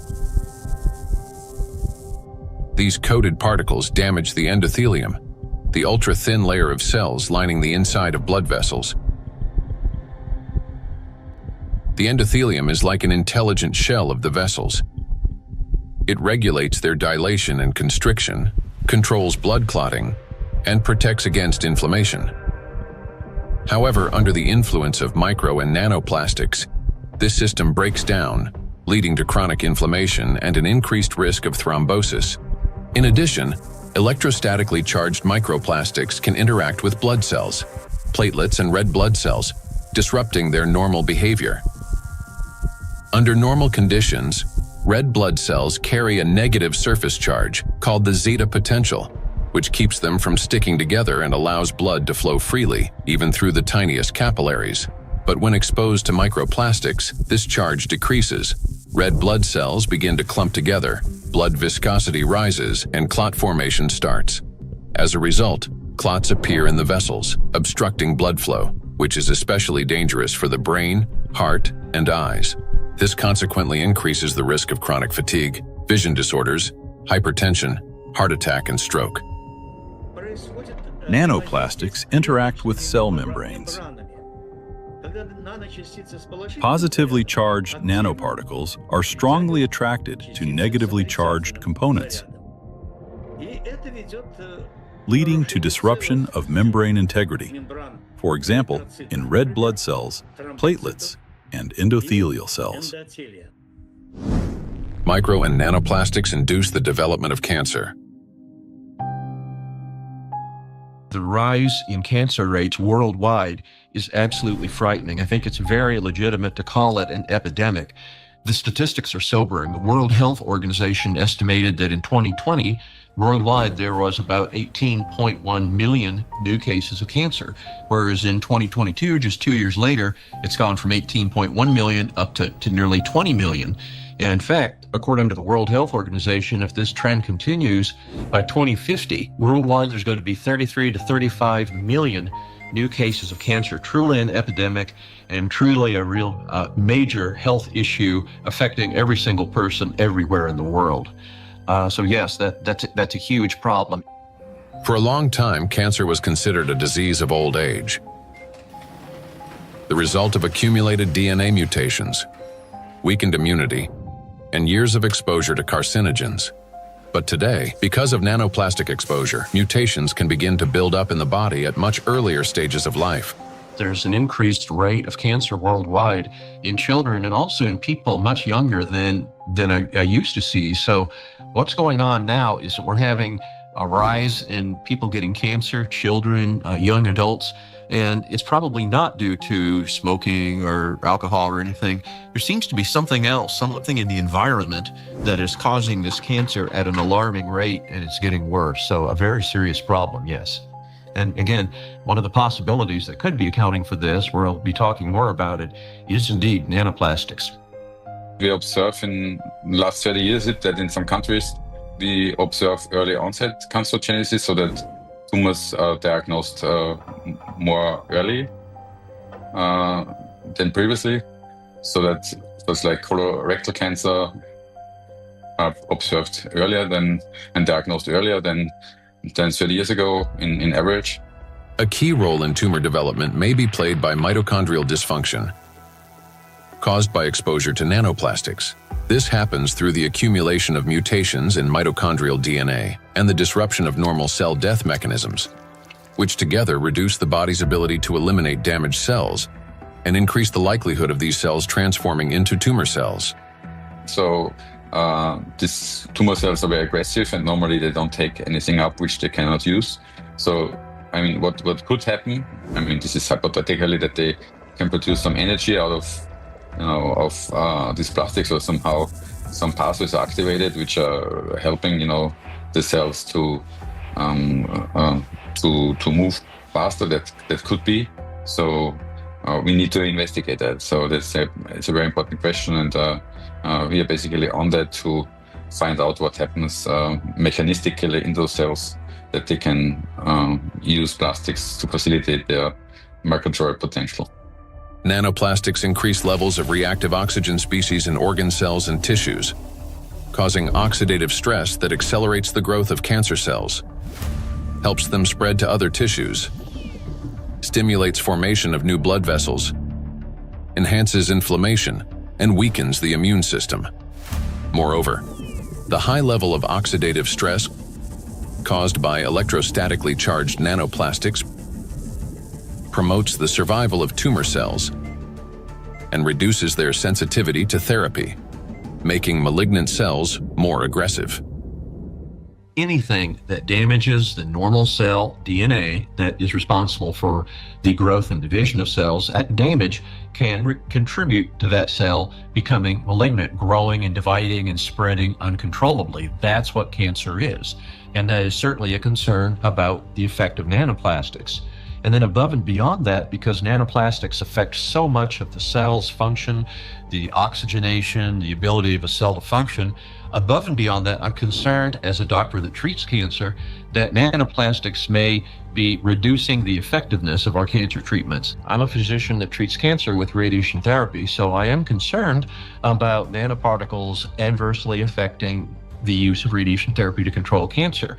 And there's actually been some preclinical research on this that does suggest that the nanoparticles, and certainly contributed to by the typical negative charge that they have, in addition to adversely affecting cells, can actually reduce the effectiveness of radiation therapy. There's certainly a significant theoretical reason to believe that the nanoparticles may reduce the effectiveness of cancer treatments, not only my modality of radiation therapy, but certainly I have the same concern about it reducing the effectiveness of chemotherapy or other systemic treatments or immunotherapy. Research by the Medical University of Vienna has shown that micro and nanoplastic particles remain inside cells far longer than previously believed, as they are passed on to newly formed cells during division. In addition, there are also early indications that these plastic particles may play a role in tumor metastasis. So that's one of the problems, that the tumor grows very quickly and then also disseminates. And what we observed is that these particles are kept by the cells even after cell division, and then they are helping the cells to migrate quicker, so they can move quicker. And that's a property which we also observe in tumor cells when they are in the body, so that they can move to other places and even metastasize. And so we have to assume that also in the body, that these tumor cells can basically use those plastics to proliferate and move around in the body. When I came to this plastic topic, I thought myself, that this is, we introduce here material which is potentially toxic, potentially accumulating over the years, over the decades of the centuries, so maybe for a very long time, affecting our health, but also the evolution. I not only mean the cancer evolution of how cancers originate, but even the evolution of new species and the evolution of the whole ecosystems. Nanoplastics affect every system in the human body. They act as a trigger, setting off a cascade of processes that lead to serious illnesses, all because of their electrical charge. Today, we know that nanoplastics play a significant role in the development of conditions that have become the leading causes of death worldwide. It may seem that the humanity has already faced its greatest threats: antibiotic resistance, autoimmune and neurodegenerative diseases, and cancer. Yet, there is something even more frightening than disease itself. Imagine living an ordinary life, feeling healthy, full of energy, going to gym, delivering a presentation, meeting friends. But then, a moment later, one suddenly dies. The body stops functioning as if someone has switched the lights off. Is there a link between MNPs and sudden death syndrome? Sudden adult death syndrome remains one of the most troubling and unexplained medical mysteries. A person may show no signs of illness, yet their life ends abruptly, leaving doctors and loved ones without an answer to the question, why? According to the World Health Organization, Sudden arrhythmic death claims about 5 million lives worldwide every year. In Europe and the US, it accounts for up to 20% of adult deaths from cardiovascular disease. Traditionally, the main causes have been hidden heart conditions, coronary artery disease, arrhythmia, cardiomyopathy. But in recent years, researchers' attention has increasingly been drawn to a new risk factor: exposure to micro and nanoplastics. In order to understand how nanoplastics can trigger processes that can lead to sudden death, let's recall what they can do. As we know, the most destructive property of nanoplastic is the electrostatic charge on its surface, which allows these particles to interfere with the transmission of electrical impulses between cells and distort the signals that coordinate the function of organs and the body as a whole. And because this same electrostatic charge can also disrupt mitochondrial function in every cell, leading to energy deficiency, inflammation, and ultimately cell death, the greatest danger arises in the most energy-consuming organs, the brain and the heart, where such disruptions can trigger sudden death syndrome. Our brain controls breathing and heart function through precise electrical impulses. If nanoplastic blocks or distorts these signals, the heart can cease to beat or breathing can stop. And this breakdown is not sudden. It results from a gradual accumulation of disruptions. That is, the signals from the brain's cardiovascular center become increasingly distorted and unstable, step by step, impairing the transmission of electrical impulses within the heart muscle. While this initially appears as arrhythmias, the heart beating too fast, too slowly, or irregularly, these malfunctions worsens and eventually reach a critical threshold, at which point the rhythm collapses and the heart stops. To those nearby, it may seem instantaneous, but in reality, the failure has been long developing over time. A similar process affects breathing. Signals from the brain's respiratory center, under the influence of nanoplastics' electrostatic charge, become progressively more erratic.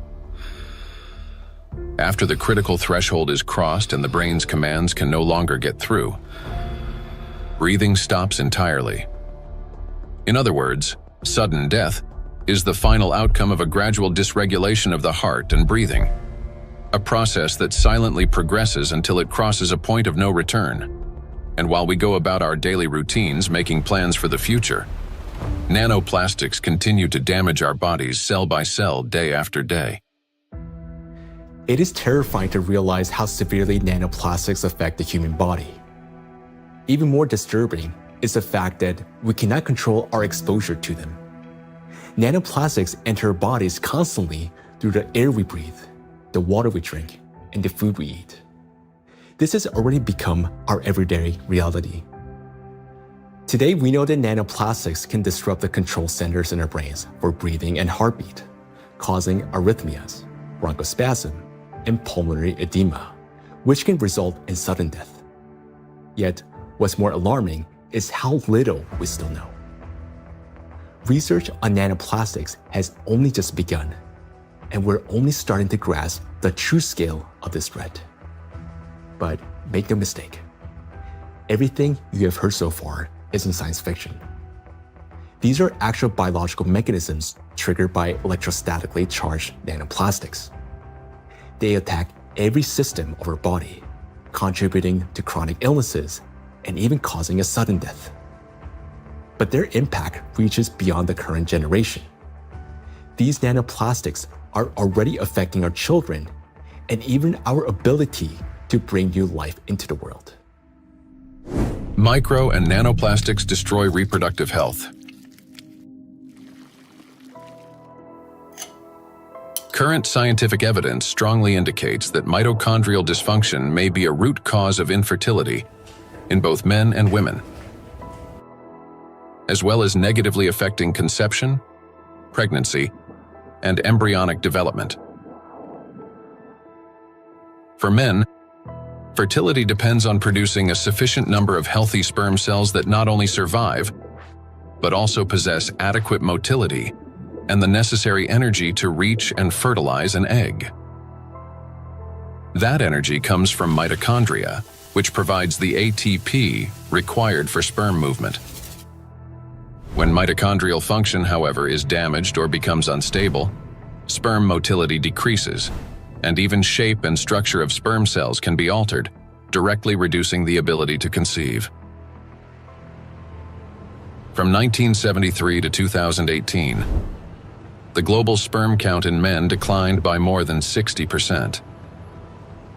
We have maybe here two important points if it comes to fertility, because it's not, it's the additives definitely, and we know that for quite some time that additives have endocrine disrupting or may have endocrine disrupting properties, and that can influence the fertility, but also they can be part of the particles themselves, because the particles, you know, in many ways can have already added this endocrine disruptors, or they can also have them as the corona, so they can integrate them into the surface of the particles and then enter the body via the particles as a Trojan horse, basically. So you can have both ways. In studies conducted by Chinese scientists, microplastic was found in every semen sample. Its impact on sperm cells is both rapid and destructive. Within just 30 minutes of exposure, mitochondrial function is disrupted and DNA damage begins. This reduces sperm viability and makes conception nearly impossible. Animal studies have shown that micro and nanoplastics can accumulate in the testes, cause testosterone deficiency, and impair spermatogenesis. Micro and nanoplastics disrupt erectile function.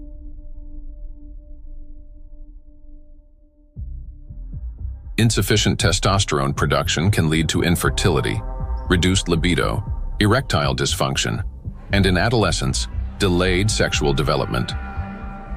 Producing testosterone requires large amounts of energy in the form of ATP. Even small amounts of electrostatically charged nanoplastic entering the mitochondria can disrupt their function and decrease ATP production. This, in turn, can lower testosterone levels by 60 to 70%. Such a drop impairs blood flow in the corpora cavernosa, the structures of the penis responsible for erection. As a result, this leads to erectile dysfunction and ultimately to impotence. In addition, electrostatically charged nanoplastic interferes with nerve impulse transmission, which means that even in a state of sexual arousal, an erection does not occur. This has been confirmed by research from Anhui Medical University in China. In animals with chronic microplastic intoxication, erectile function was impaired after just 1 month.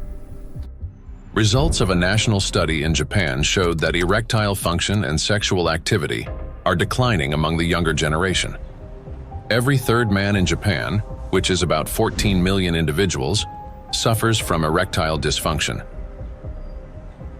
Moreover, young Japanese men, particularly those aged 20 to 24, exhibited decreased sexual desire, weak erections, difficulty reaching orgasm, and low levels of sexual satisfaction. In fact, the prevalence of erectile dysfunction in the 20 to 24 age group was 26.6%, which is almost equal to the 27.8% observed in men aged 50 to 54. This alarming trend is not confined to Japan only. Global research confirms that symptoms of erectile dysfunction affect up to 75% of men worldwide, showing that this condition is widespread and can impact men of any age in any region. In 1995, more than 152 million men worldwide suffered from erectile dysfunction. According to scientists' estimates, within 30 years, this number will approximately double. So think about it. If just one signal fails, the movement will not occur, a thought will not form, and an emotion will not arise. The same is true even for the most intimate aspect of human life. Everything depends on the precise coordination between neural and vascular connections. And it is this delicate connection that charged nanoplastics disrupt. Erectile dysfunction is no longer a rare condition. It has become a widespread reality, with symptoms now observed in 75% of men worldwide. Imagine jumping with a parachute that has 75% chance of not opening. Would you take that leap? That's how most of men feel today. The situation with female fertility is no less alarming. A 2025 study revealed the presence of microplastic particles in the follicular fluid of ovaries in 14 out of 18 women, with an average of more than 2,000 particles per milliliter. These data indicate that micro and nanoplastic particles can cross the blood follicle barrier. After entering the ovaries, micro and nanoplastic particles affect the egg cell and disrupt key mechanisms essential to the health of the female reproductive system. One of the most critical of these mechanisms is mitochondrial function. Each egg cell contains between 100,000 and 600,000 mitochondria, and the energy they produce is vital at every stage, from egg cell formation and maturation to fertilization, and the subsequent growth and development of embryonic tissues. Mitochondrial dysfunction caused by exposure to nanoplastics can impair egg cell maturation, reduce the likelihood of successful fertilization, and even lead to developmental arrest of the embryo. Accumulation of nanoplastics in reproductive organs can be one of the main causes of infertility. According to the World Health Organization, today, about 17.5% of adults, that is, about 1 in 6 people in the world, face infertility. Given the global spread of plastic pollution, Professor of Environmental Medicine and Reproductive Health, Dr. Shanna Swan predicts that by 2045, the world's population may become completely infertile. Micro and nanoplastics affect the emergence of life. During pregnancy, a woman's body creates ideal conditions for the growth and protection of the fetus. However, even the placenta, the body's primary barrier between mother and child, cannot stop plastic nanoparticles from crossing through. A research team led by Antonio Ragusa made a landmark discovery when they detected microplastic particles in the human placenta for the first time. Their findings showed that plastic can penetrate a place where no artificial material had ever been found before, the very environment where new life begins. I was in a wonderful place in Italy, in Sardinia, a place called Piscinas, in Sulcis, in the southwest of Sardinia, where the old mining areas are. It's a very remote, beautiful spot where there's nothing around for 6 or 7 kilometers. While I was walking, I suddenly saw these bright, colorful, sparkling things on the beach. I asked my wife, "What is this?" She looked at me a little puzzled and said, "Well, it's plastic." I said, "Plastic? How could plastic get here when there's nothing for 7 or 8 kilometers in any direction?" She looked at me again, with an expression that made it clear how little I understood, and said, "It comes from the sea, of course." And that's when something clicked in my mind. If plastic can spread through the ocean and end up in such untouched places, then it could also reach the inside of the womb, and so inside the bodies of babies. Naturally, from that intuition, I started pursuing this line of research. I'm a gynecologist. I help deliver babies. So I knew about plastics as much as everyone else, until a certain point. But I began reading and studying, and I reached out to some scientists who worked with microscopes. One of them was a brilliant professor working on the opposite side of Italy, in the Marsh region. She used a Raman microscope. A Raman microscope allows you to examine tissues and determine whether they have plastics inside them. Now we call it plastics, for simplicity. But of course, the term plastics covers a wide range of materials.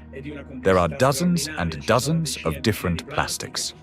Let's say they are tiny pieces, polymers, that is, infinitely repeated tiny pieces of certain materials that we use every day, throughout the day.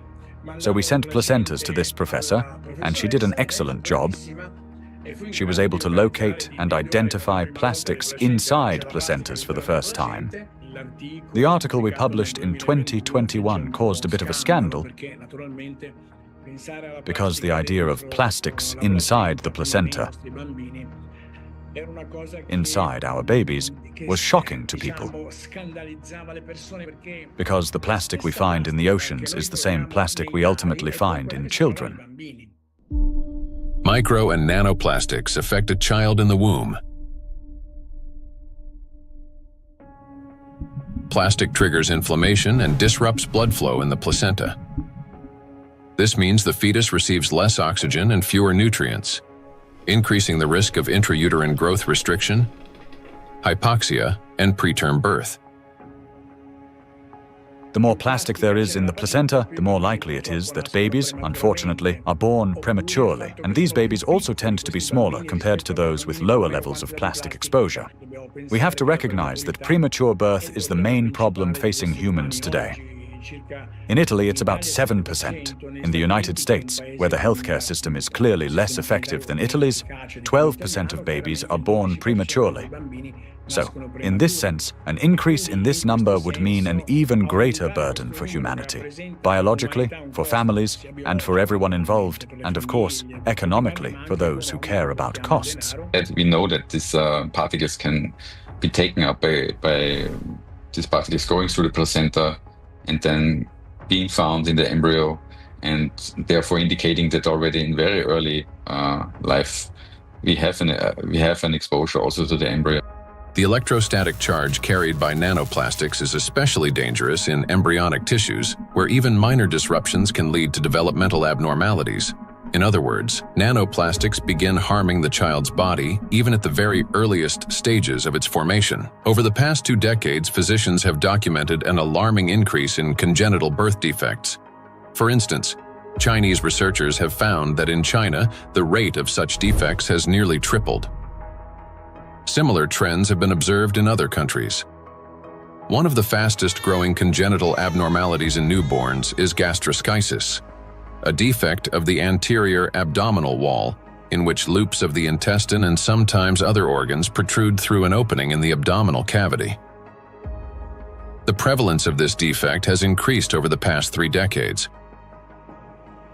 For instance, in the United States between 1995 and 2012, the percentage increase in gastroschisis ranged from 68% to 263%. An increasing number of children are also being born with hypospadias, a condition in which the urethral opening in boys is located in an abnormal position.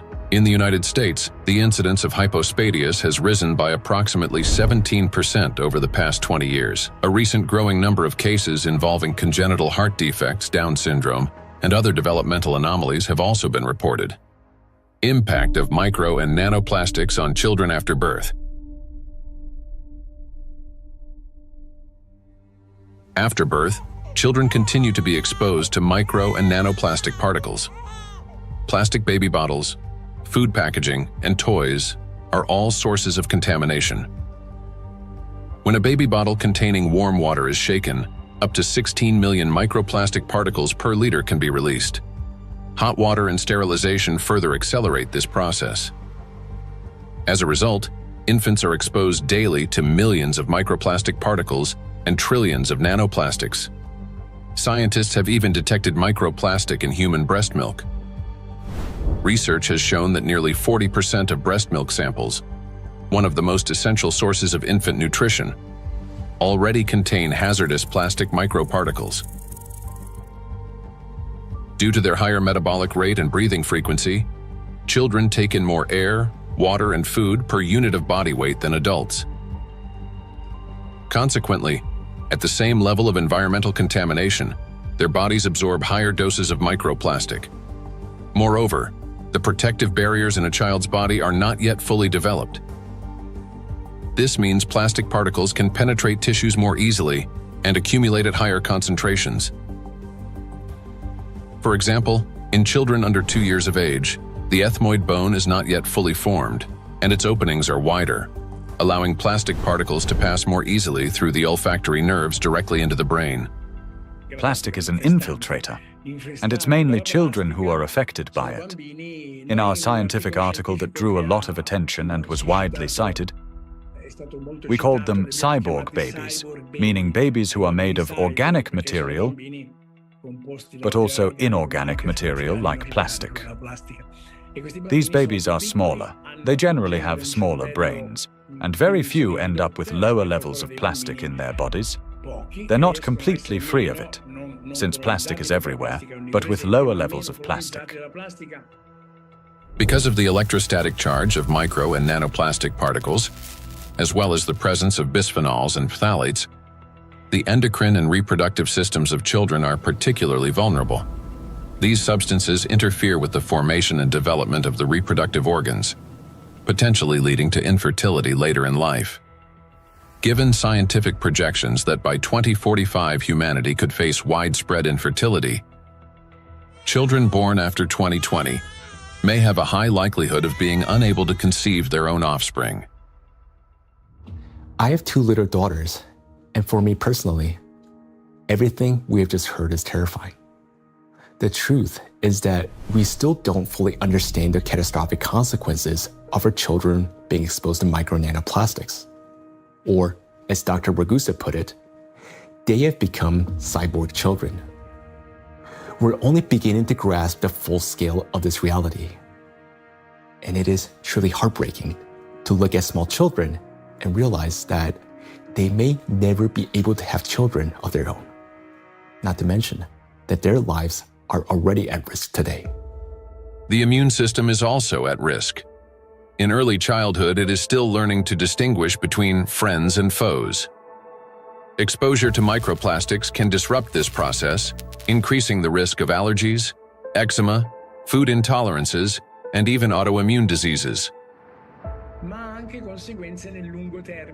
But it also has long-term consequences by which cell programming determines diseases that will then manifest themselves when a person reaches adulthood. That is, at 40 or 50 years of age. And these are diseases that are currently overwhelming, if not outright damaging, our world.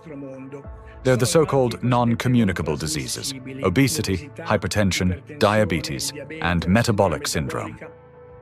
A child's brain is especially vulnerable in the first years of life, a critical period of rapid nervous system development when neurons are formed and complex neural connections are established. However, electrostatically charged nanoplastic can interfere with these delicate processes by inducing inflammation, damaging immature nerve cells, and impeding their development. As a result, memory, attention, and learning abilities may be impaired, and emotional instability can arise. Over time, this may manifest as anxiety, learning difficulties, and episodes of aggression. In addition, studies indicate a potential link between exposure to micro and nanoplastic and the development of autism spectrum disorders.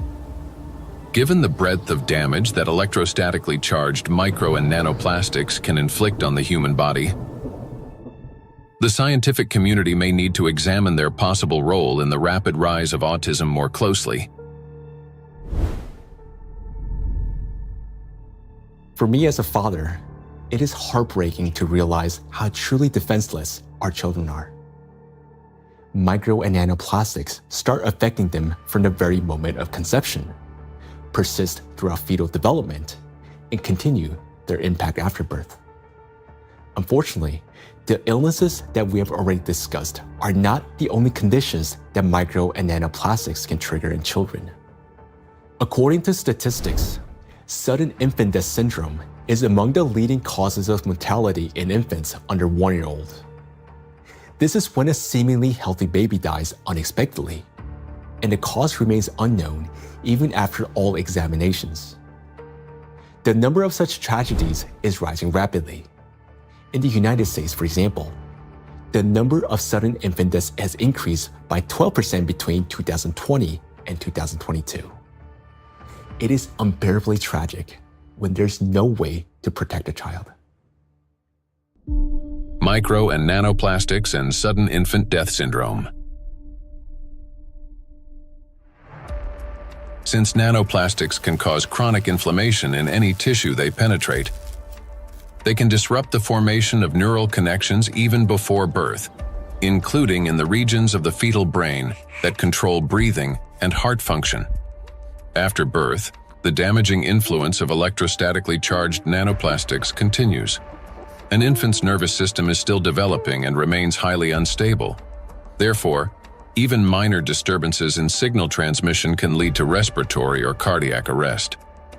These very functions are often impaired in infants who die from sudden infant death syndrome. Moreover, when micro and nanoplastics damage mitochondria, the affected cells begin producing less energy. To compensate for this deficit, they increase the number of copies of mitochondrial DNA and expand their population of mitochondria. Studies have shown that children who died from sudden infant death syndrome had a significantly higher number of mitochondrial DNA copies in their cerebral cortex compared with control groups, suggesting that this number may serve as a biomarker in cases of sudden infant death syndrome. Thus, exposure to micro and nanoplastics may be a key factor in the development of sudden infant death syndrome, as well as in a range of pathologies that contribute to premature infant mortality. We're unable to protect ourselves, and worst of all, our children from the effects of micro and nanoplastics.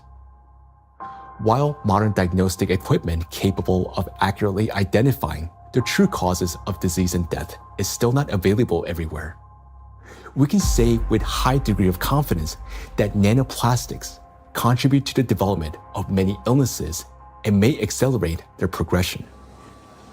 In those rare cases where detailed postmortem examinations were conducted, researchers have found significant amounts of micro nanoplastic particles precisely in the affected organs and tissues. For example, in brain tissues, atherosclerotic plaques, malignant tumors, and other pathological formations.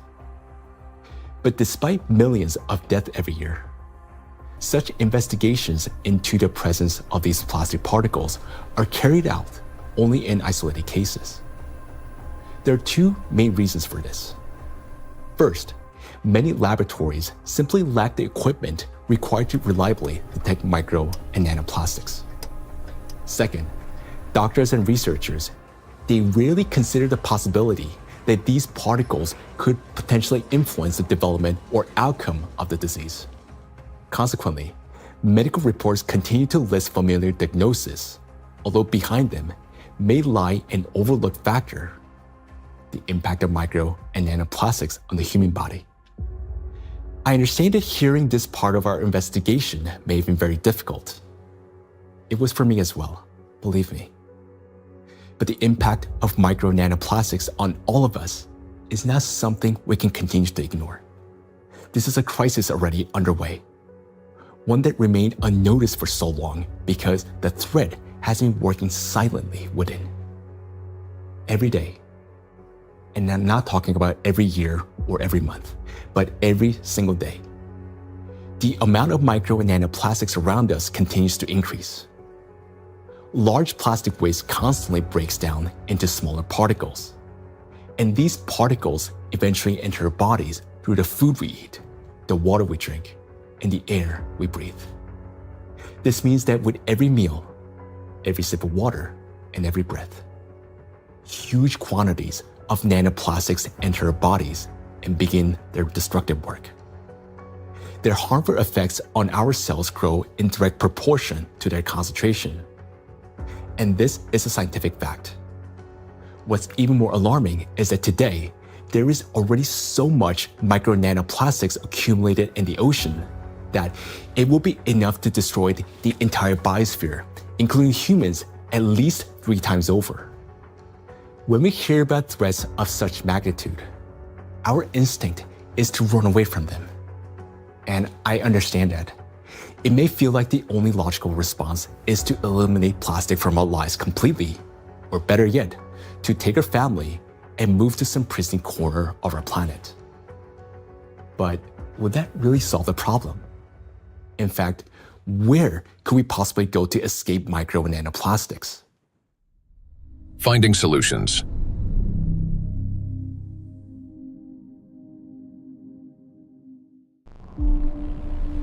Exclusion zones. One of the essential things is the environment we live in, and plastic is one of the most important factors shaping it.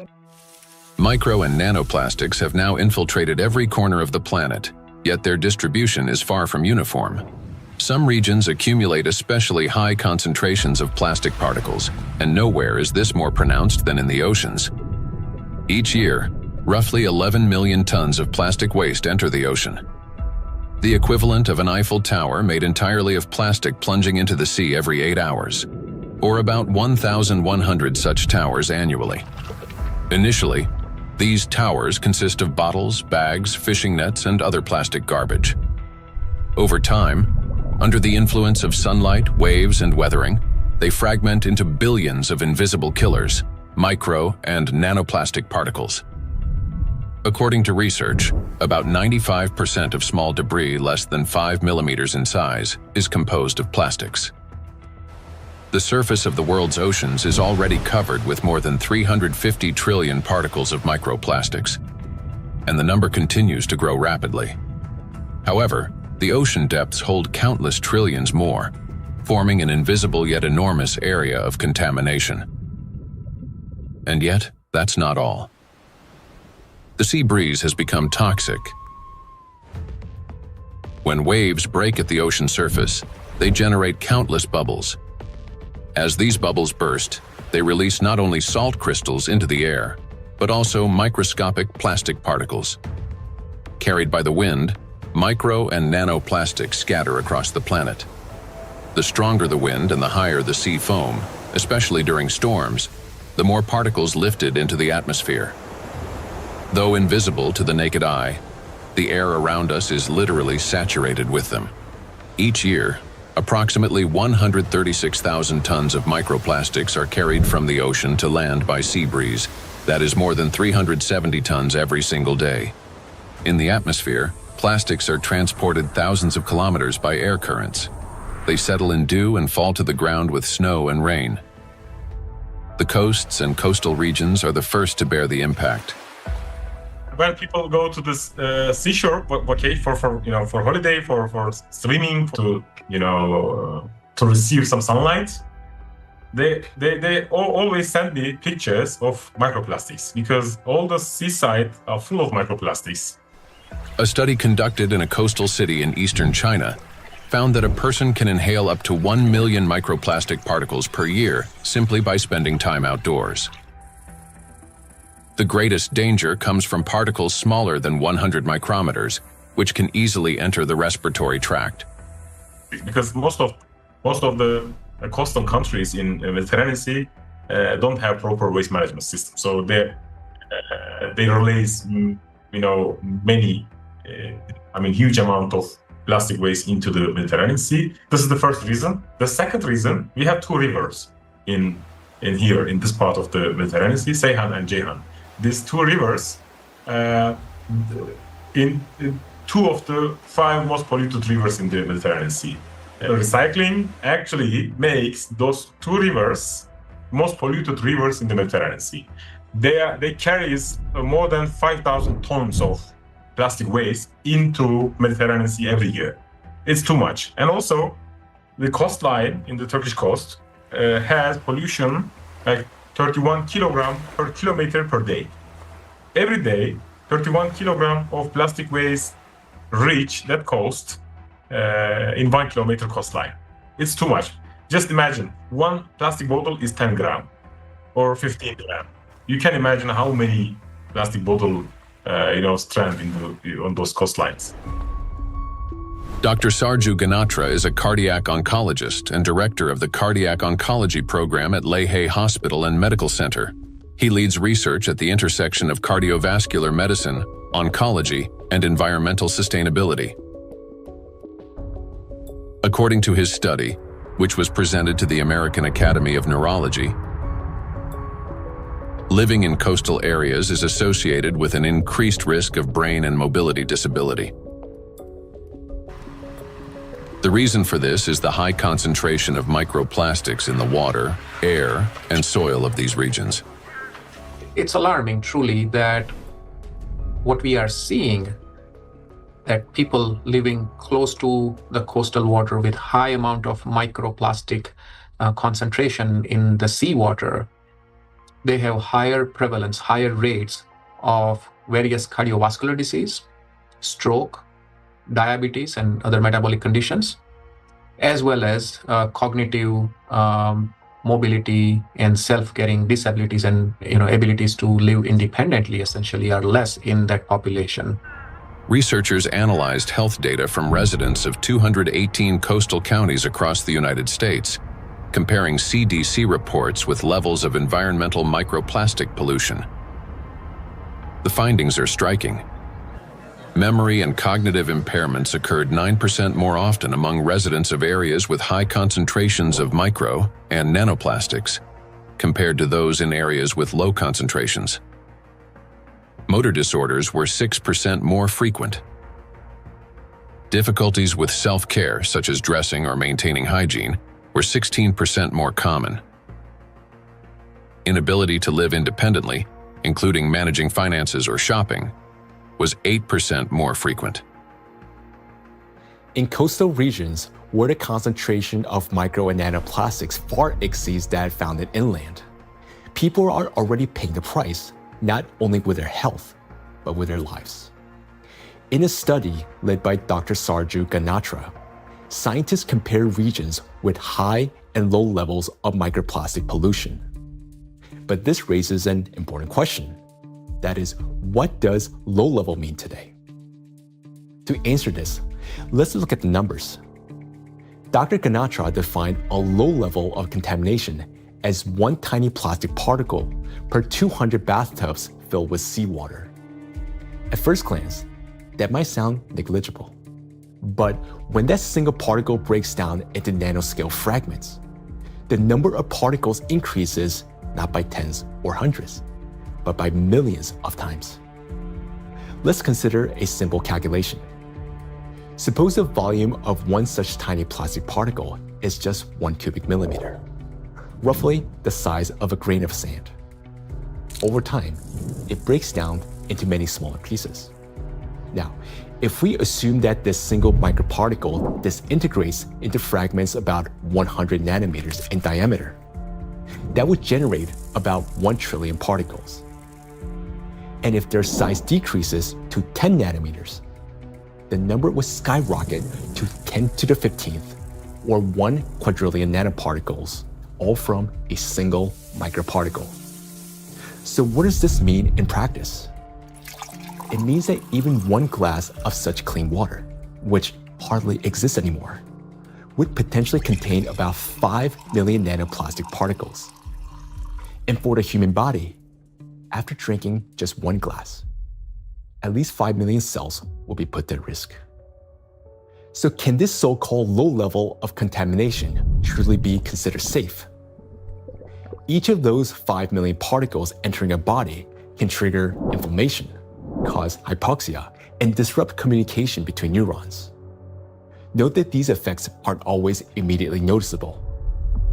A mild headache, occasional fatigue, anxiety, or difficulty concentrating. All these may be early warning signs of cognitive decline, neurodegenerative diseases, disability, and ultimately, death.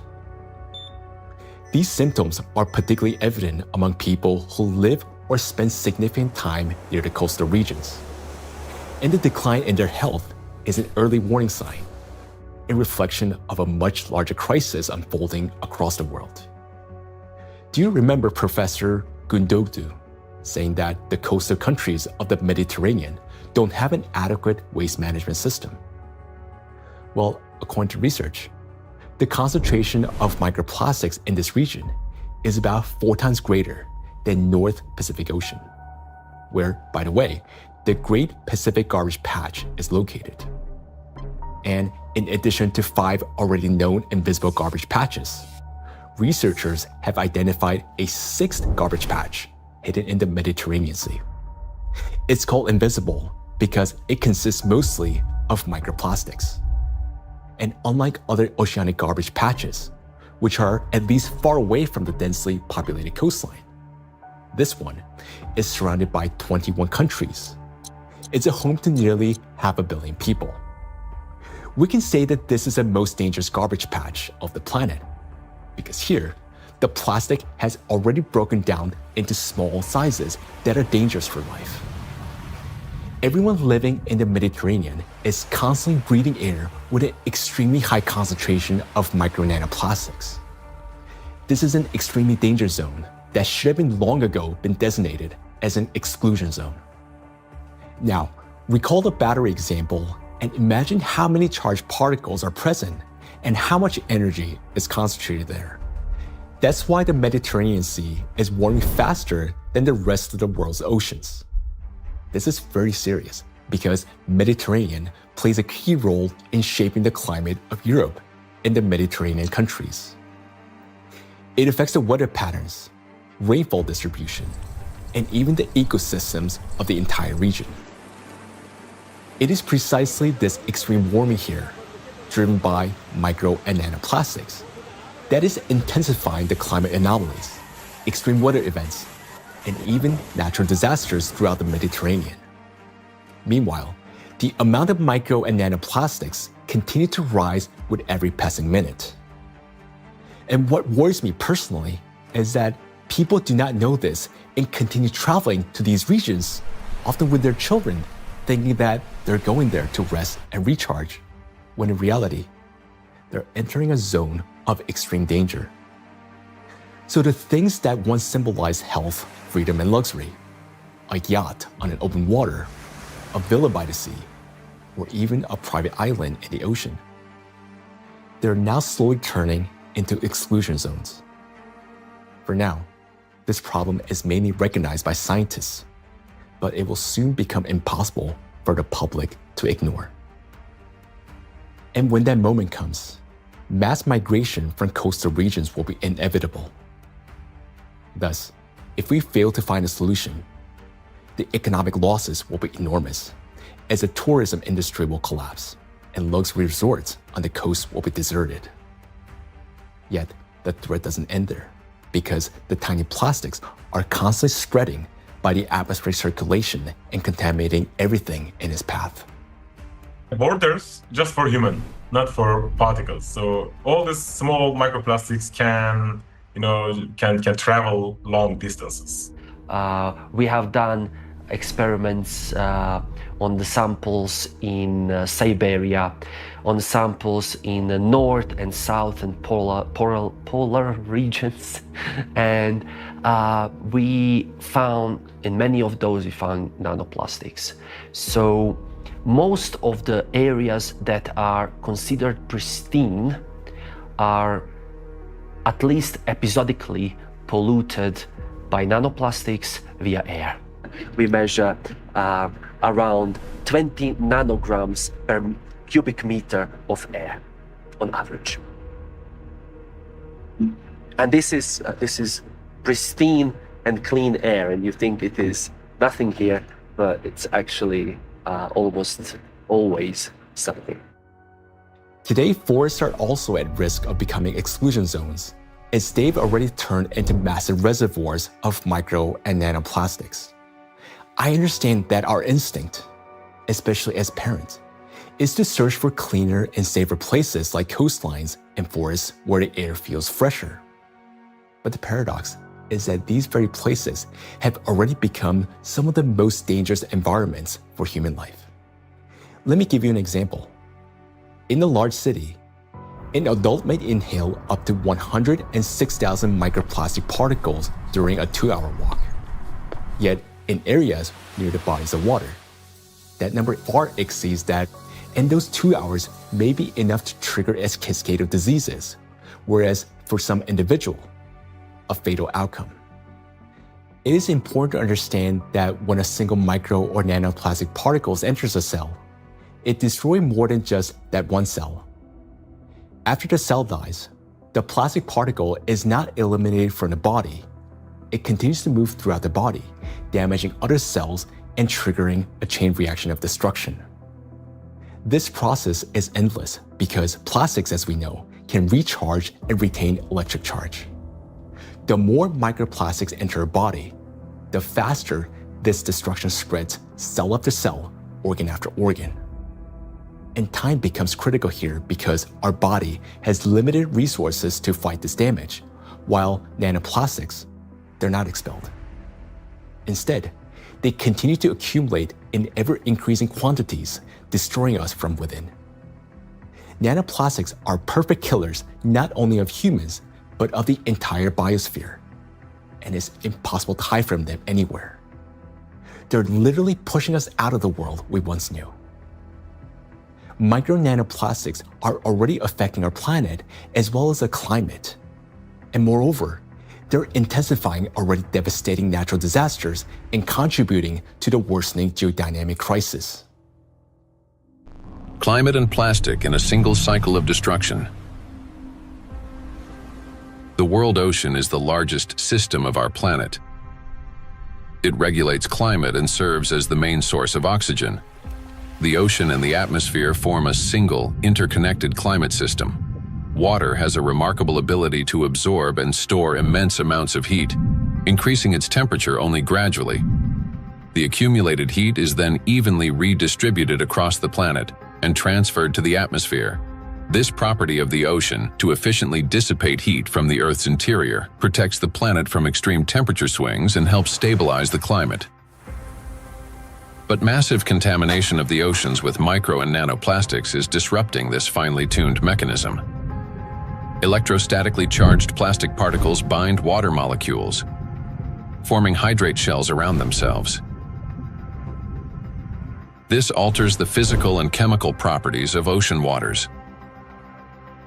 This has already reduced its thermal conductivity and created pockets of overheated zones where heat can no longer dissipate.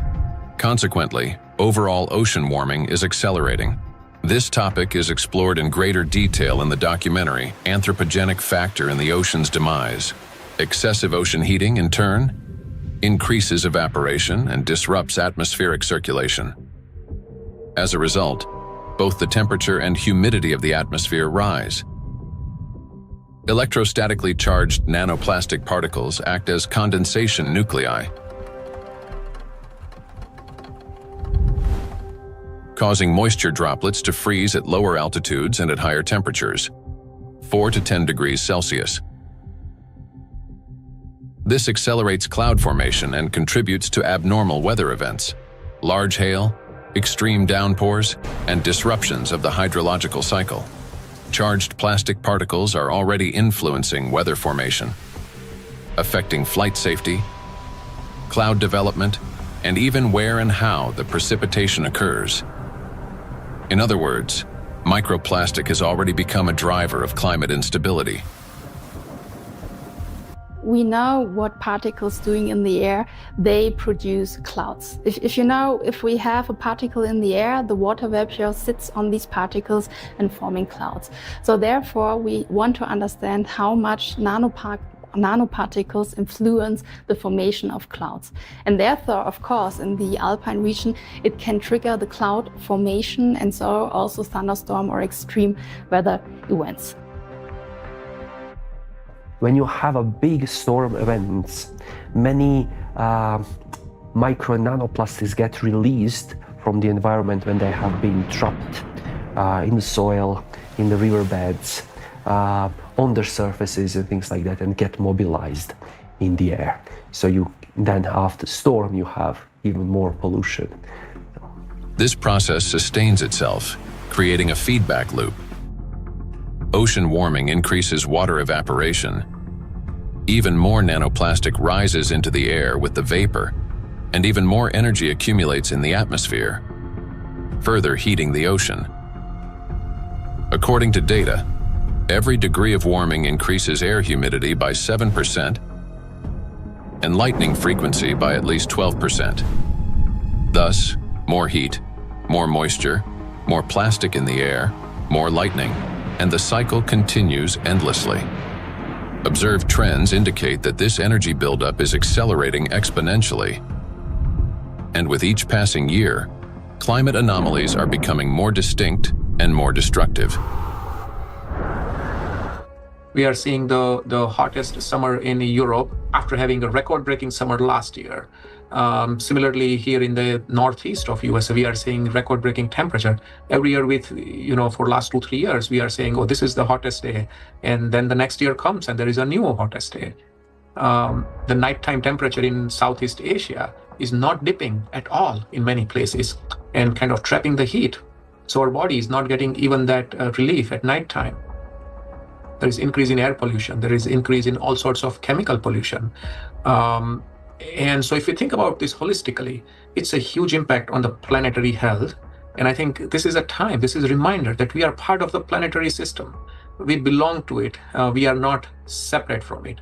And until we think holistically, I think, we'll define one issue, we'll define one threshold, we'll continue to go after that, maybe even solve it scientifically. But until we think holistically and act holistically as a community, as a society, I think we are in trouble.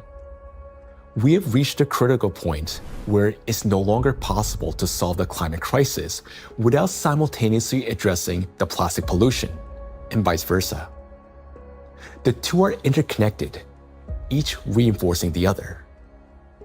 And as we continue to study this issue, the picture becomes even more alarming because we're now beginning to understand what is truly happening. I am. Both for myself and my family, but also for the future generations. There was a time where I thought that, the climate change is real, of course, but this is for future generations to be affected by, and I was still equally concerned. But in no time, and I would say in less than 5 to 10 years, we started from that mindset and time frame. Within 5 to 10 years, we started feeling it, getting impacted by it in our day-to-day life. And so it's more concerning than ever before. And the timeline, which was predicted previously, has shortened exponentially. The impact we are seeing on a global climate, from ambient air to the thinning of the Arctic ice. And it's not linear model, right? I mean, the physics is going to play out. The thinner the ice, it's going to take much less amount of time to melt it, even the same volume, in a much shorter period of time. So I think these timelines are really concerning, and I am afraid, yes. Indeed, many signs indicate that our planet's energy balance has been disrupted, and natural processes are intensifying exponentially. Consequently, we may have less and less time to respond, and nanoplastics are playing a key role in this acceleration. In the past, excess heat from the Earth's interior was removed gradually, step by step, yet effectively.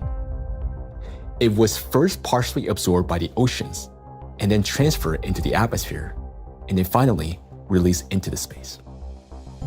This sequential process prevented excess energy from accumulating within the Earth's interior or the atmosphere, allowing the planet to cool and reduce the thermal load on the inner layers. But today, this natural mechanism has been disrupted. Nanoplastics no longer merely affect the climate, but they also exacerbate the geodynamic crisis and intensify natural disasters by obstructing the release of heat from our planet's interior. The role of micro nanoplastics in this process is described in detail in the report on the progression of climate catastrophes on Earth and their catastrophic consequences. So our entire planet is contaminated with micro and nanoplastics, and we have nowhere to escape to. These particles are in us, in our children, disrupting and destroying more and more cells in our bodies. This is why confronting plastic pollution is no longer optional. It is essential for our survival. The first and most obvious step may appear to be eliminating the use of plastic and recycling the waste that has already accumulated. But we must ask ourselves, will that truly be enough? The illusion of addressing plastic pollution. Even if we were to stop plastic production today, even if the last plastic bottle we discard today, it's going to last there in our oceans for at least 400 plus years. And then the journey of micro nanoplastic begins. And so we have a poster in our cafeteria where we say that, you may not see your grandkids or great-great-great-grandkids, but I will, saying the plastic bottle. And I think that's true. If we look at the scale of plastic pollution in the oceans, it becomes clear that a complete cleanup can take millennia. Today, the world ocean contains about 200 million tons of plastic waste. Meanwhile, every year, around 20,000 tons are extracted. That's less than 1/100th of 1%, a negligible fraction compared to the existing volume. At this rate, fully cleaning the ocean would take about 10,000 years. And that's only if we stopped all plastic entering the ocean starting today. Plastics are entering the environment currently at a rate that far exceeds our capacity to remove it from the environment or to mediate the wastes. Let's assume humanity achieves a technological breakthrough, invests enormous resources, and increases cleanup efficiency 5-fold. Even then, the process would still take around 2,000 years. In reality, we cannot cope even with the current annual influx of pollution, let alone eliminate the consequences of what has been accumulating for decades. Not only are we unable to remove all the plastic that has built up in the biosphere, but attempting to do so could also endanger living organisms. There are some initiatives, they are trying to collect the waste, accumulate that garbage patches, that locations. They are also collecting nullstone, the organisms living just the 15 centimeter of the first layer of top ocean. So those organisms, using that, those artificial material as a, hunting ground, nesting ground, feeding ground, or, they are laying egg on those plastics. So when you remove all these plastics, you also remove all those organisms. So because removal itself also another problem. So once plastics get in the environment, there is no proper and harmless way of removing these plastics from those environments. Moreover, a significant portion of plastics has already broken down into micro and nanoparticles that now lie on the seabed, drift through the water column, have entered the bodies of marine organisms, and become part of the global cycle of matter. These particles cannot be captured with nets or collected manually. This means that simple mechanical removal of plastics from the environment, even under the most optimistic scenario, will not solve the problem. We are no longer dealing with debris that can simply be picked up, but with nanoparticles carrying an electrostatic charge. This nanomaterial has already become embedded in every living thing on the planet. And even if we succeeded in removing every plastic bottle and every wrapper from the ocean, one question would still remain. What happens next? We still do not have a safe method for disposing of the mountains of plastic waste we would collect. There's mismanaged waste on land all around the planet in informal dump sites. Some waste has been incinerated, some of it commercially in incinerators that may or may not have appropriate screens and filters to collect associated chemicals that might be released. But of course, a lot is burnt in open burning scenarios in countries that are not wealthy enough to own the appropriate waste management facilities to deal with the plastic waste that is exported to them by other nations. And then some of it, of course, will have gone into so-called recognized waste management systems, but which might include burying it beneath the ground in landfill, where, of course, it could return to present problems in the future, or indeed incinerating it in commercial incinerators. But depending on the quality of incinerator, of course, there's concerns about the emissions from those incinerators. Burning plastics, whether in backyard fires or industrial incinerators, does not solve the problem. It merely transforms them into a more dangerous form. When heated or burned, large plastic items break down into micro and nanoplastics that disperse into the air, settle onto surfaces, and enter water and soil with precipitation. The apparent disappearance of plastic in flames is an illusion. Burning simply accelerates the fragmentation of plastic into the tiniest particles many times over, into the very micro and nanoplastics that pose the greatest danger to human health. And it is precisely these electrostatically charged particles that can penetrate deep into the body, including the brain and other cells, where they trigger a wide range of diseases. When you put plastic in a recycling facility, at first they will shred big plastic to generate flakes and small pieces of plastics, and then during that shredding, they also use for washing. They have to wash to remove some unwanted material on plastics. During that washing, material lose many. The huge percentage of the total mass. So those lost material will go to the wastewater stream. Recycling activities, practices, feeding microplastic pollution in the waterways. A simple and regular recycling facility can generate billions microplastics and then release into the either wastewater stream or waterway. And unfortunately, what I see with some of the things that are claimed to be a solution is that they're not necessarily properly tried or tested before they're put into the market, and there may then be potential for unintended consequences. Pyrolysis. At first glance, it looks like a technological miracle. We take plastic waste, heat it to 800 degrees Celsius without oxygen, and obtain fuel. Instead of piles of garbage, we get gas, liquid, and a small carbon residue. Sounds promising, doesn't it? But this technology has a flip side, an invisible and far more dangerous one. During high-temperature decomposition, plastic does not simply disappear. Pyrolysis is accompanied by emissions of dioxins and furans, some of the most toxic substances on the planet. They are carcinogenic, disrupt the endocrine system, and can accumulate in human tissues. They are hazardous even at low concentrations. Even if you manage to obtain 600 liters of liquid fuel from 1 ton of plastics, the price of such fuel is a threat to human health and life.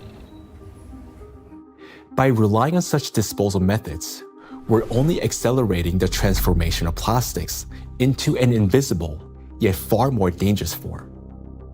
Let me remind you that the amount of micro and nanoplastics present in the ocean alone is already more than enough to destroy our entire biospheres, including the humankind 3 times over. Meanwhile, microplastics continue to disintegrate, generating vast amounts of nanoplastics. Recall Dr. Kenner's example. A single microplastic particle can fragment into billions of nanoparticles. And with countless microplastics already present everywhere, constantly breaking down into even smaller fragments, this process is driving the destruction of humanity and of everything around us. Today, many people have started turning this crisis into a business, inventing all sorts of methods that supposedly remove microplastic from the body.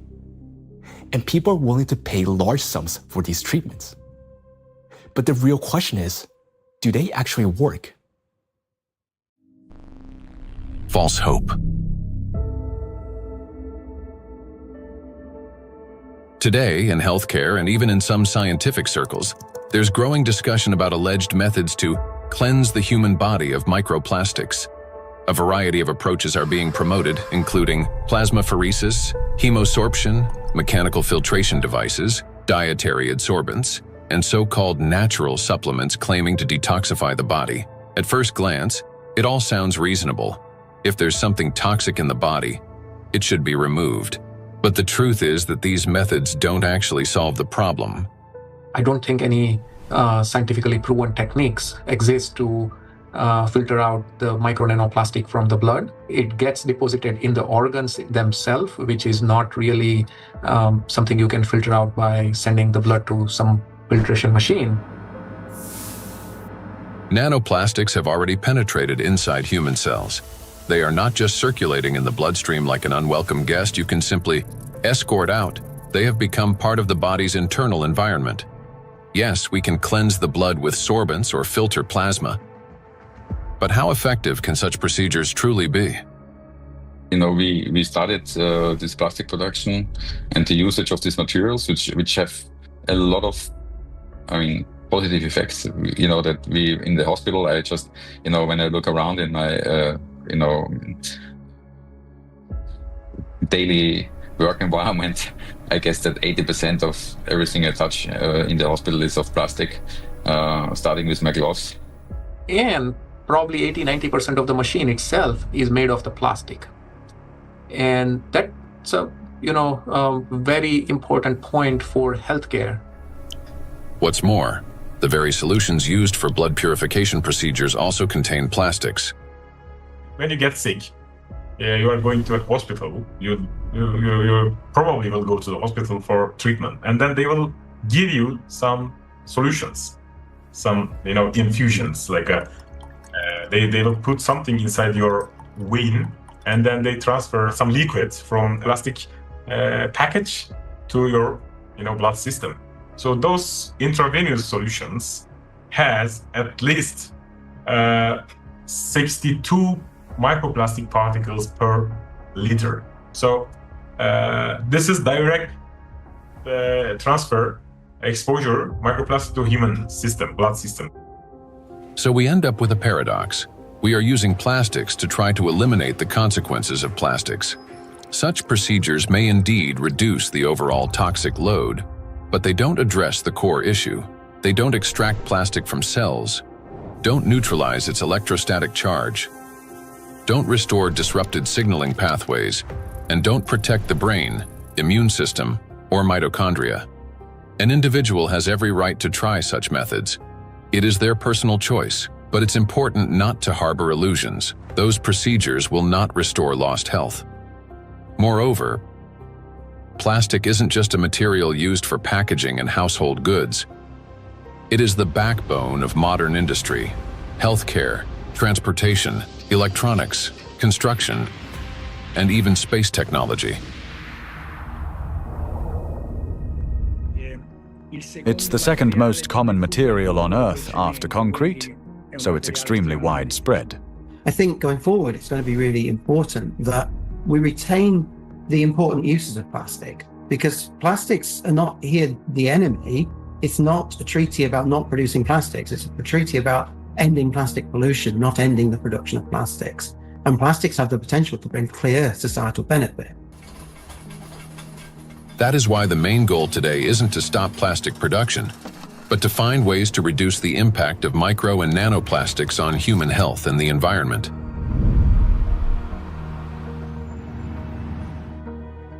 Creating false hope is extremely dangerous. It arises from a misunderstanding of reality and from basic ignorance.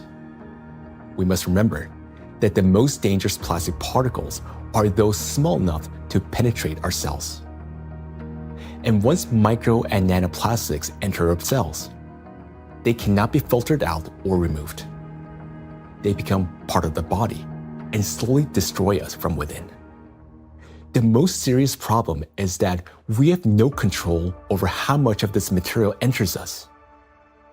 Nanoplastics can even penetrate the skin, for example, when we swim in the sea or lie in the sun. And what can we do about nanoplastics that, once inhaled, travel directly to the brain and begin destroying neurons? Nanoplastics are among the most dangerous substances for the biosphere and for all life, including humanity. Yet, abandoning plastics altogether will be senseless because doing so would cause enormous global losses. Synthetic polymers, including plastics, form the backbone of countless modern industries, from medicine and nanotechnology to flexible electronics, neuromorphic hardware for AI, aerospace structures, automotive manufacturing, and construction. Their versatility, ease of shaping and processing, compatibility with other nanomaterials, and scalability have made them the foundation of our modern progress. The solution, therefore, is not to eliminate plastics, but to ensure that they no longer threaten life, And the real path forward begins with understanding precisely what makes nanoplastics so dangerous.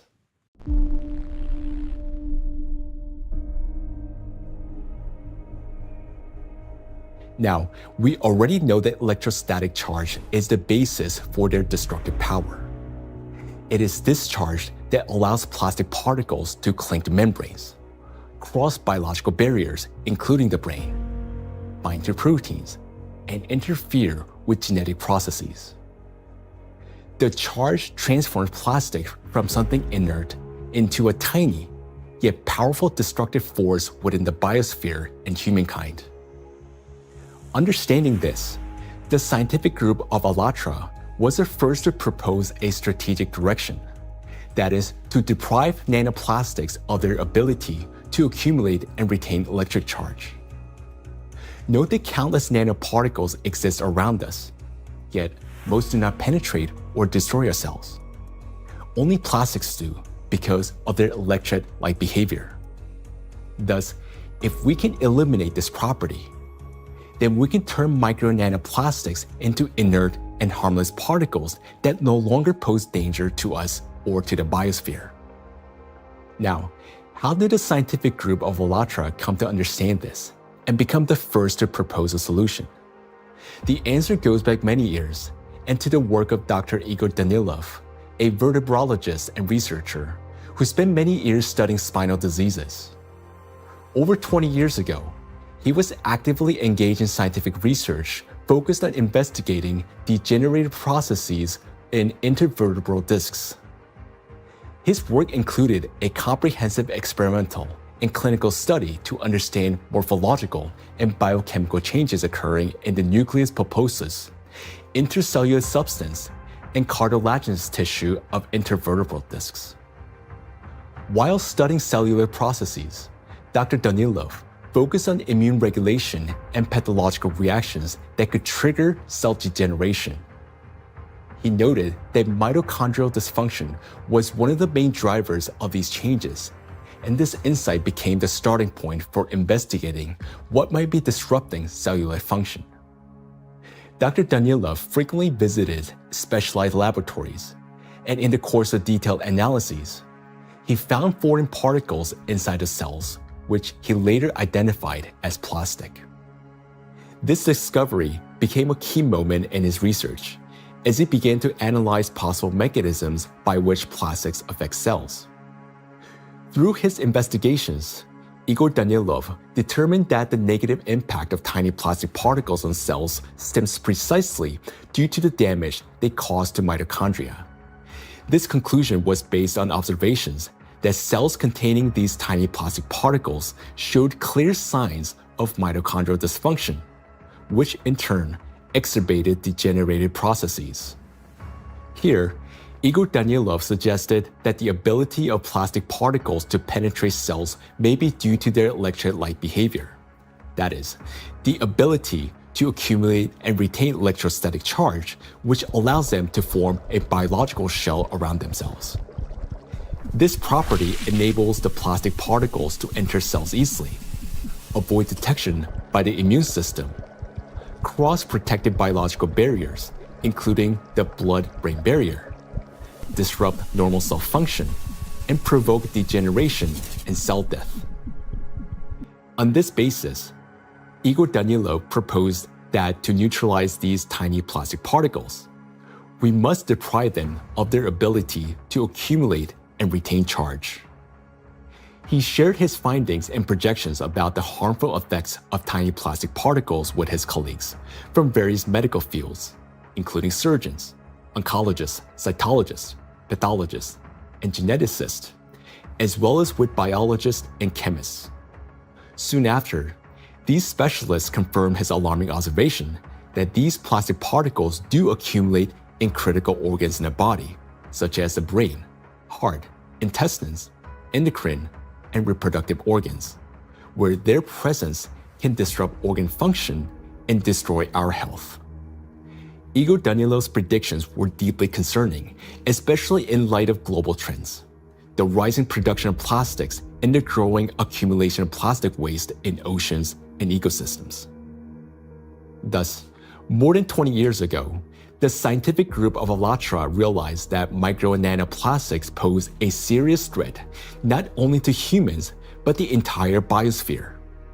And each year, the number of these particles continues to grow, worsening the situation amid accelerating climate and geodynamic changes on the planet. The implications are far-reaching.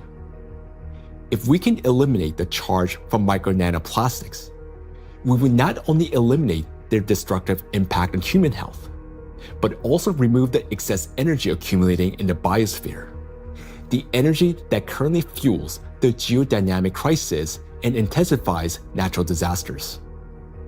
Thus, plastic would no longer act as a destabilizing factor, and many planetary threats could be mitigated at once if we can find a way to deprive nanoplastic of their ability to accumulate and retain charge. The question is, how can we achieve this? Well, let's be honest. This task is extremely difficult.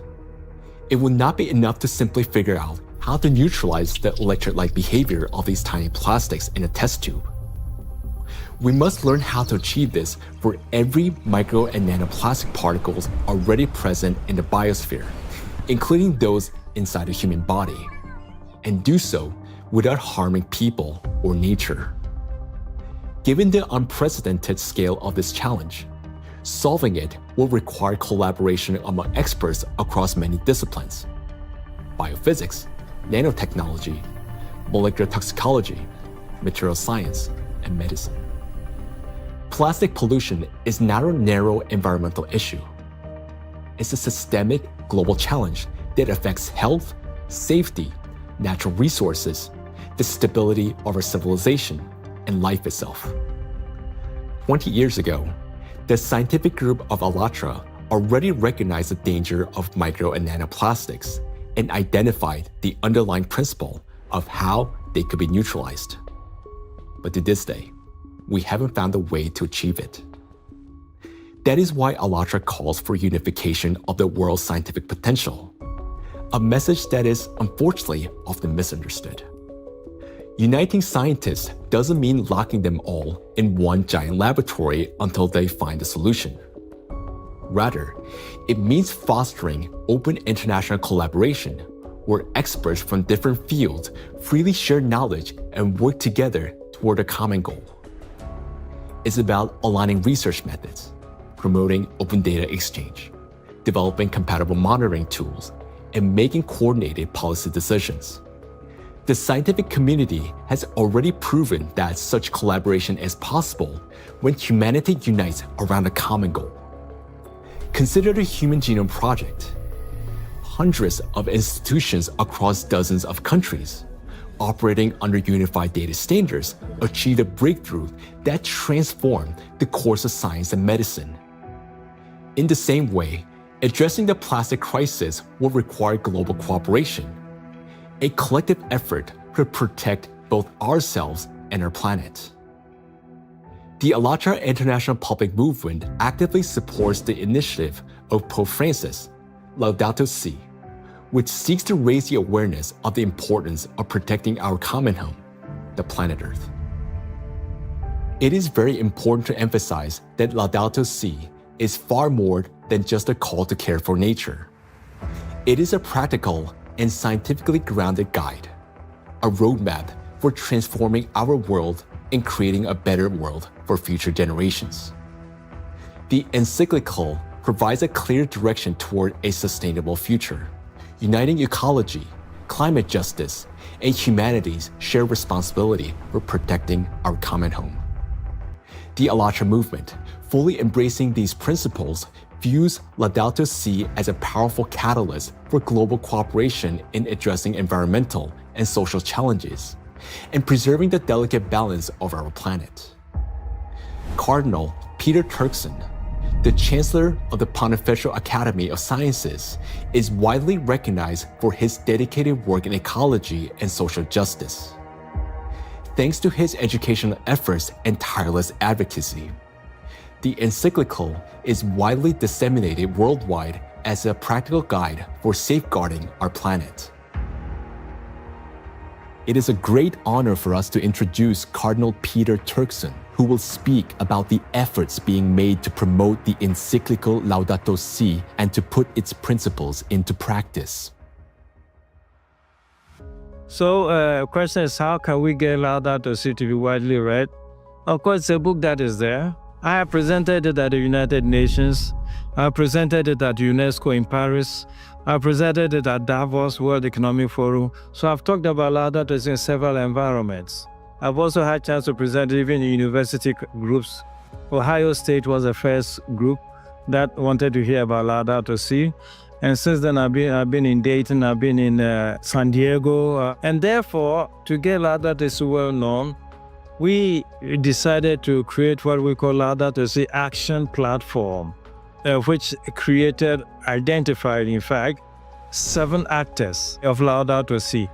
So churches means churches, mosques, synagogue, all places of worship, places of studies, basic university type of studies, educational centers, offices and factories. So we identify these 7 groups, say, okay, follow a team for 7 years and see what you get. Okay, all of that was to popularize the content of the encyclical Laudato Si and to encourage and enable people to put it into action or practice. So it's not just something written, but something that's actionable. And 10 years now, okay, this is 2025. Laudato Si was published in 2015. It's difficult to identify or talk about places we still have not heard of it. Personally, and from the point of view of our force, we've had occasion to kind of talk about this to different audiences and constituencies, but I still would not say that because of that it's known worldwide and by everybody and for everybody. We've tried our best and we'll continue to talk about it. And Pope Francis, to give this a big push, decided to create what they call Borgo Laudato Si. Over here in Rome, another initiative to get it known is being the development of what they call Laudato Si Diploma. There are various initiatives trying to do this. And the moment we get this established in universities, it attracts a lot of young people. And so, it becomes an occasion to spread knowledge of Laudato Si words. For its scientific and social contribution to the protection of our planet, ALLATRA received the blessing of His Holiness, Pope Francis. This spiritual encouragement to continue working toward the preservation of our planet greatly inspired the participants of ALLATRA and motivate them to pursue a deeper research into the problem of nanoplastics, a growing threat to all humanity and its future. This effort resulted in the publication of the scientific report, Nanoplastic in the Biosphere, for molecular impact to planetary crisis. And this was presented for the first time in May 2025 at the International Conference of the Centesimus Annus Pro Pontifex Foundation in the Vatican by the President of ALLATRA, Marina Ovtsinova. This documentary is based in part on that scientific report. Such fundamental study into the threat of nanoplastics became possible through the international cooperation between the scientific group of ALLATRA and the Bolivian Catholic University, San Pablo. We are a research team from the Bolivian Catholic University, San Pablo in Cochabamba. Our work seeks to understand how micro and nanoplastics circulate through our environmental matrices, how they interact with other pollutants, and what implications this has for human health and the biosphere. As part of the academic cooperation between the Bolivian Catholic University, San Pablo, and ALLATRA, we jointly prepared the report, Nanoplastics in the Biosphere, From Molecular Impact to Planetary Crisis. For the first time, a single document brings together comprehensive data on how micro and nanoplastics spread through the biosphere, enter food chains, and harm human health and ecosystems. The report is the result of an extensive interdisciplinary analysis that encompasses ecological, climatic, medical, physical, and chemical aspects of the harmful impact that micro and nanoplastics exert on the biosphere and human health. The global threats facing humanity require united international action. And today, we have a clear direction. Thanks to the scientific group of ALLATRA, we not only recognize a problem, but understand its underlying physical nature, the electric charge that gives nanoplastics their destructive power. By addressing this cause, that is, by removing that charge and disarming the killer, we can give the biosphere and ourselves a chance to prevail. So we must use the time we still have. And this is not an exaggeration. Our cognitive abilities are rapidly declining, and this is serious. It is a result of nanoplastics accumulating in our brains. You may already notice it in yourself and those close to you. Unless we act, it will only worsen year after year. And now, you will learn why. The age of intellectual extinction. Throughout the 20th century, scientists observed a trend. Since 1932, IQ scores had been steadily rising. This phenomenon became known as the Flynn effect. However, among generations born after the 1970s, the rise in IQ has reversed to a gradual decline. Mandatory IQ tests for military personnel in various countries show a decline in scores since the mid-1990s. According to another study conducted between 2006 and 2018 at Northwestern University, Americans showed a decline in IQ across 3 out of 4 cognitive areas. This decline in average IQ has been termed the reverse Flynn effect. In 2025, the scores of U.S. high school students on major math and reading tests dropped to the lowest levels ever recorded. Their average math score was the worst since the current version of the test was introduced in 2005, while reading scores were the lowest since testing began in 1992. Similar trends have been observed in other countries. The steady decline in IQ continues to this day. Intelligence scores are no longer rising. They're slowly, but surely falling. But what lies behind this troubling trend? One important correlation stands out. The decline in average IQ coincides with the exponential rise in plastic production and pollution. Take a look at the graphs. The more plastic, and therefore the more micro and nanoplastics in the environment, the lower the IQ.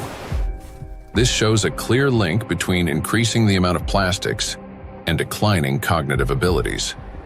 And that is deeply alarming. This isn't just a statistical correlation.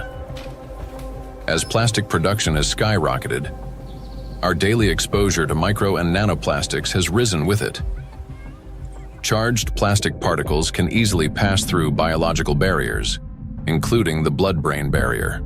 Once inside the brain, nanoplastic particles accumulate not only in neurons, but also in glial cells, the very cells that nourish and protect neurons and help form neural connections.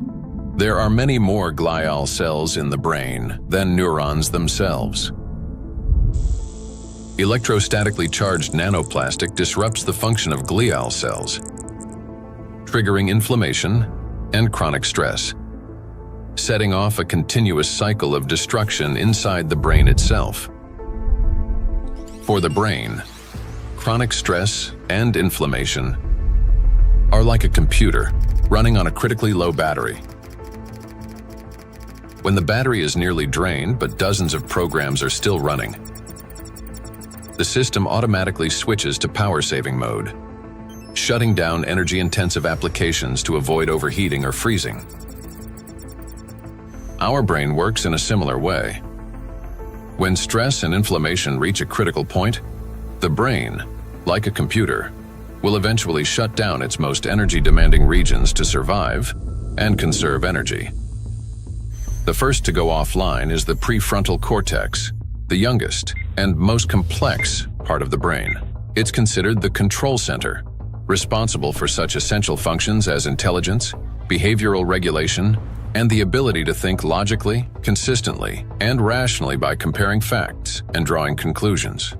The most dangerous part is that the shutdown of the prefrontal cortex happens silently, without our awareness, and we won't even realize it. The brain will switch to its basic survival programs. The ancient rapid response system, the limbic system, takes over.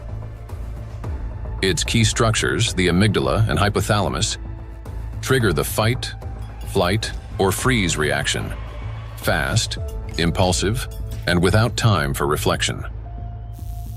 These systems will still stay active for a while because the brain identifies them as critical for survival. As a result, rational decision-making gives way to panic. Creativity and intelligence are replaced by degradation and dullness. Empathy fades, replaced by indifference or aggression. Electrostatically charged plastic particles that enter the brain interact with neuronal membranes, activating microglia, and continuously fueling oxidative stress and chronic inflammation. Prolonged stress literally reshapes the brain. In the prefrontal cortex, the center of analysis and control, neural connections weaken and disintegrate. Similar changes occur in the hippocampus, the region responsible for memory and learning. Neural connections fade away, and the hippocampus deteriorates. In the amygdala, the centers of fear and anxiety, the opposite happens. Connections strengthen, anxiety and aggression intensify, and panic attacks may develop. The brain reorganizes itself. Instead of thinking and analyzing, it starts operating on instincts. In doing so, it loses the ability to recognize real danger and respond appropriately. This isn't a temporary reaction. It's a fundamental restructuring of the brain. The capacity for learning, cooperation, and rational decision-making declines. This may help explain global trends we see today in society. A decline in average intelligence, a rise in anxiety and depression, an increase in aggression, impulsivity, and issues in social relationships. As the amount of plastic in the environment continues to grow, the reverse Flynn effect will only become more pronounced. People won't just become less intelligent, they won't even realize it. They'll become captives of a reality distorted by their own brains. As a result, humanity will lose the ability to perceive the world, events, and even obvious threats adequately. They'll no longer be able to connect facts logically, and therefore will lose the ability to make sound decisions. That will mark the end of human thinking. Our cognitive decline is already underway. This is not a prediction, but reality. Plastics are making us less intelligent and less capable of responding to crises. They're damaging the regions of the brain that are responsible for memory, attention, problem-solving, and creativity. The very abilities we urgently need to achieve scientific breakthroughs and to find a way to neutralize the threat posed by micro and nanoplastics. And we have very little time left to make the right decisions. Yet, the loss of intelligence is not the worst that awaits us. Prolonged exposure to micro nanoplastics and their accumulation in the brain that leads to gradual failure of even our most basic survival functions. In other words, we risk losing not only our ability to think, but our very ability to live. And if that sounds like an exaggeration, consider the bees. Because their body mass is much smaller, the concentration of plastics in their brains is much higher. They already live in the world that we are now rapidly entering. Microplastic can enter a bee's body through its thin cuticle, or along with food, and within just 72 hours, it reaches the brain. From there, as in humans, it triggers synaptic damage, neuroinflammation, cell death, and neurotransmitter disruption. The bee loses body mass, its metabolism slows, and its immunity weakens. Its sense of smell, memory, and navigation begin to deteriorate, and bees stop recognizing their own colony and can no longer find their way back to the hive. With prolonged exposure to nanoplastic, the damage becomes fatal. The bee's nervous system collapses under the strain, and some simply drop dead in mid-flight. Look at this photo. You can see the brain of a bee that has been penetrated by nanoplastics. This amount of nanoplastics was enough to cause serious cognitive impairment in the bee. What is a critical point beyond which, like the bee, we stop recognizing the world around us and die on our way home? If nothing changes, this is a future that awaits us. It's also important to acknowledge that there is no safe level of these chemicals in the body. So while the manifestation may take time at a lower doses, it is not immune, that at lower dose it's safe to have that. And why is it important? I think it's important for so many reasons, because as soon as we define the threshold, various special interest groups would argue to keep micro nanoplastic concentration below that level, whether it's in soil or in water or whatever that is. And what does that mean? Is that we are allowed to have some degree of micro nanoplastic in our sources, air, soil, water, and so forth. But it's a cumulative impact, we have to remember. It's not a particular threshold at any given point in time in the source of whatever we are consuming, but it's a cumulative impact in our brain. And we don't know that, honestly, because it's the factor of time there is going to be different for bee than for a young child who doesn't have a fully developed brain versus an adult brain. Let us recall that a single nanoplastic particle in the human body is not equivalent to one dead cell. After destroying one, the same particle does not stop. It continues traveling through the body, killing one cell after another. So even the tiniest amounts of nanoplastics will damage the brain. And that's why there's no such thing as a safe concentration. And there will never be. The only difference lies in the rate of destruction. That is, the more nanoplastics there are, the faster the process. These plastic particles destroy the biosphere and the cells within our bodies. They damage organelles and biomolecules, including mitochondria and DNA, leading to reduced energy production, genetic mutation, the breakdown of neural connections, and the disruption of brain signals that regulate our organs and vital functions. All of this happens imperceptibly as we go about our daily lives. Yet, inside the brain, a silent systemic destruction is already underway. The question is, will we as humanity recognize the full scale of this threat in time and find a way to strip micro and nanoplastics of their ability to accumulate and retain electric charge? A threat that must not be ignored. The more I've learned about nanoplastics and how widespread they are and their harmful biologic effects, the more I am really, really concerned about just exactly what's going on, how much it's going to affect now us and future generations, and it's very sobering. And I think it's very important that people need to understand that it's maybe not a big, plastic part which is out there somewhere, but it's the breakdown of those particles, even smaller of these products, in all the time smaller particles, which is then the big danger for us, and that is, I think, something which needs to go into the head of people, because then and in their minds, so they understand that this is might be an avalanche which just comes down the road, but it will come. Or might come, if we don't do anything about it. So that's my point here. So we can't just leave it like that, The most frightening aspect is that nanoplastics interfere with the most fundamental processes of life. Their electrostatic charge breaks bonds, distorts bioelectric signals, and destroys the harmony that exists between cells and entire organisms. It also disrupts the impulse of life, the signal that links a bee to a flower, a tree to the forest, a neuron to the brain. It silences rhythms that have resonated in unison for centuries. This is a threat that cannot wait. It must be confronted now. It is a matter of survival. we can do as much, research, and scientific community does whatever it does, but until this alarm goes to the public, nothing will change, right? It's not a science problem anymore. Science has clearly shown what it wanted to show.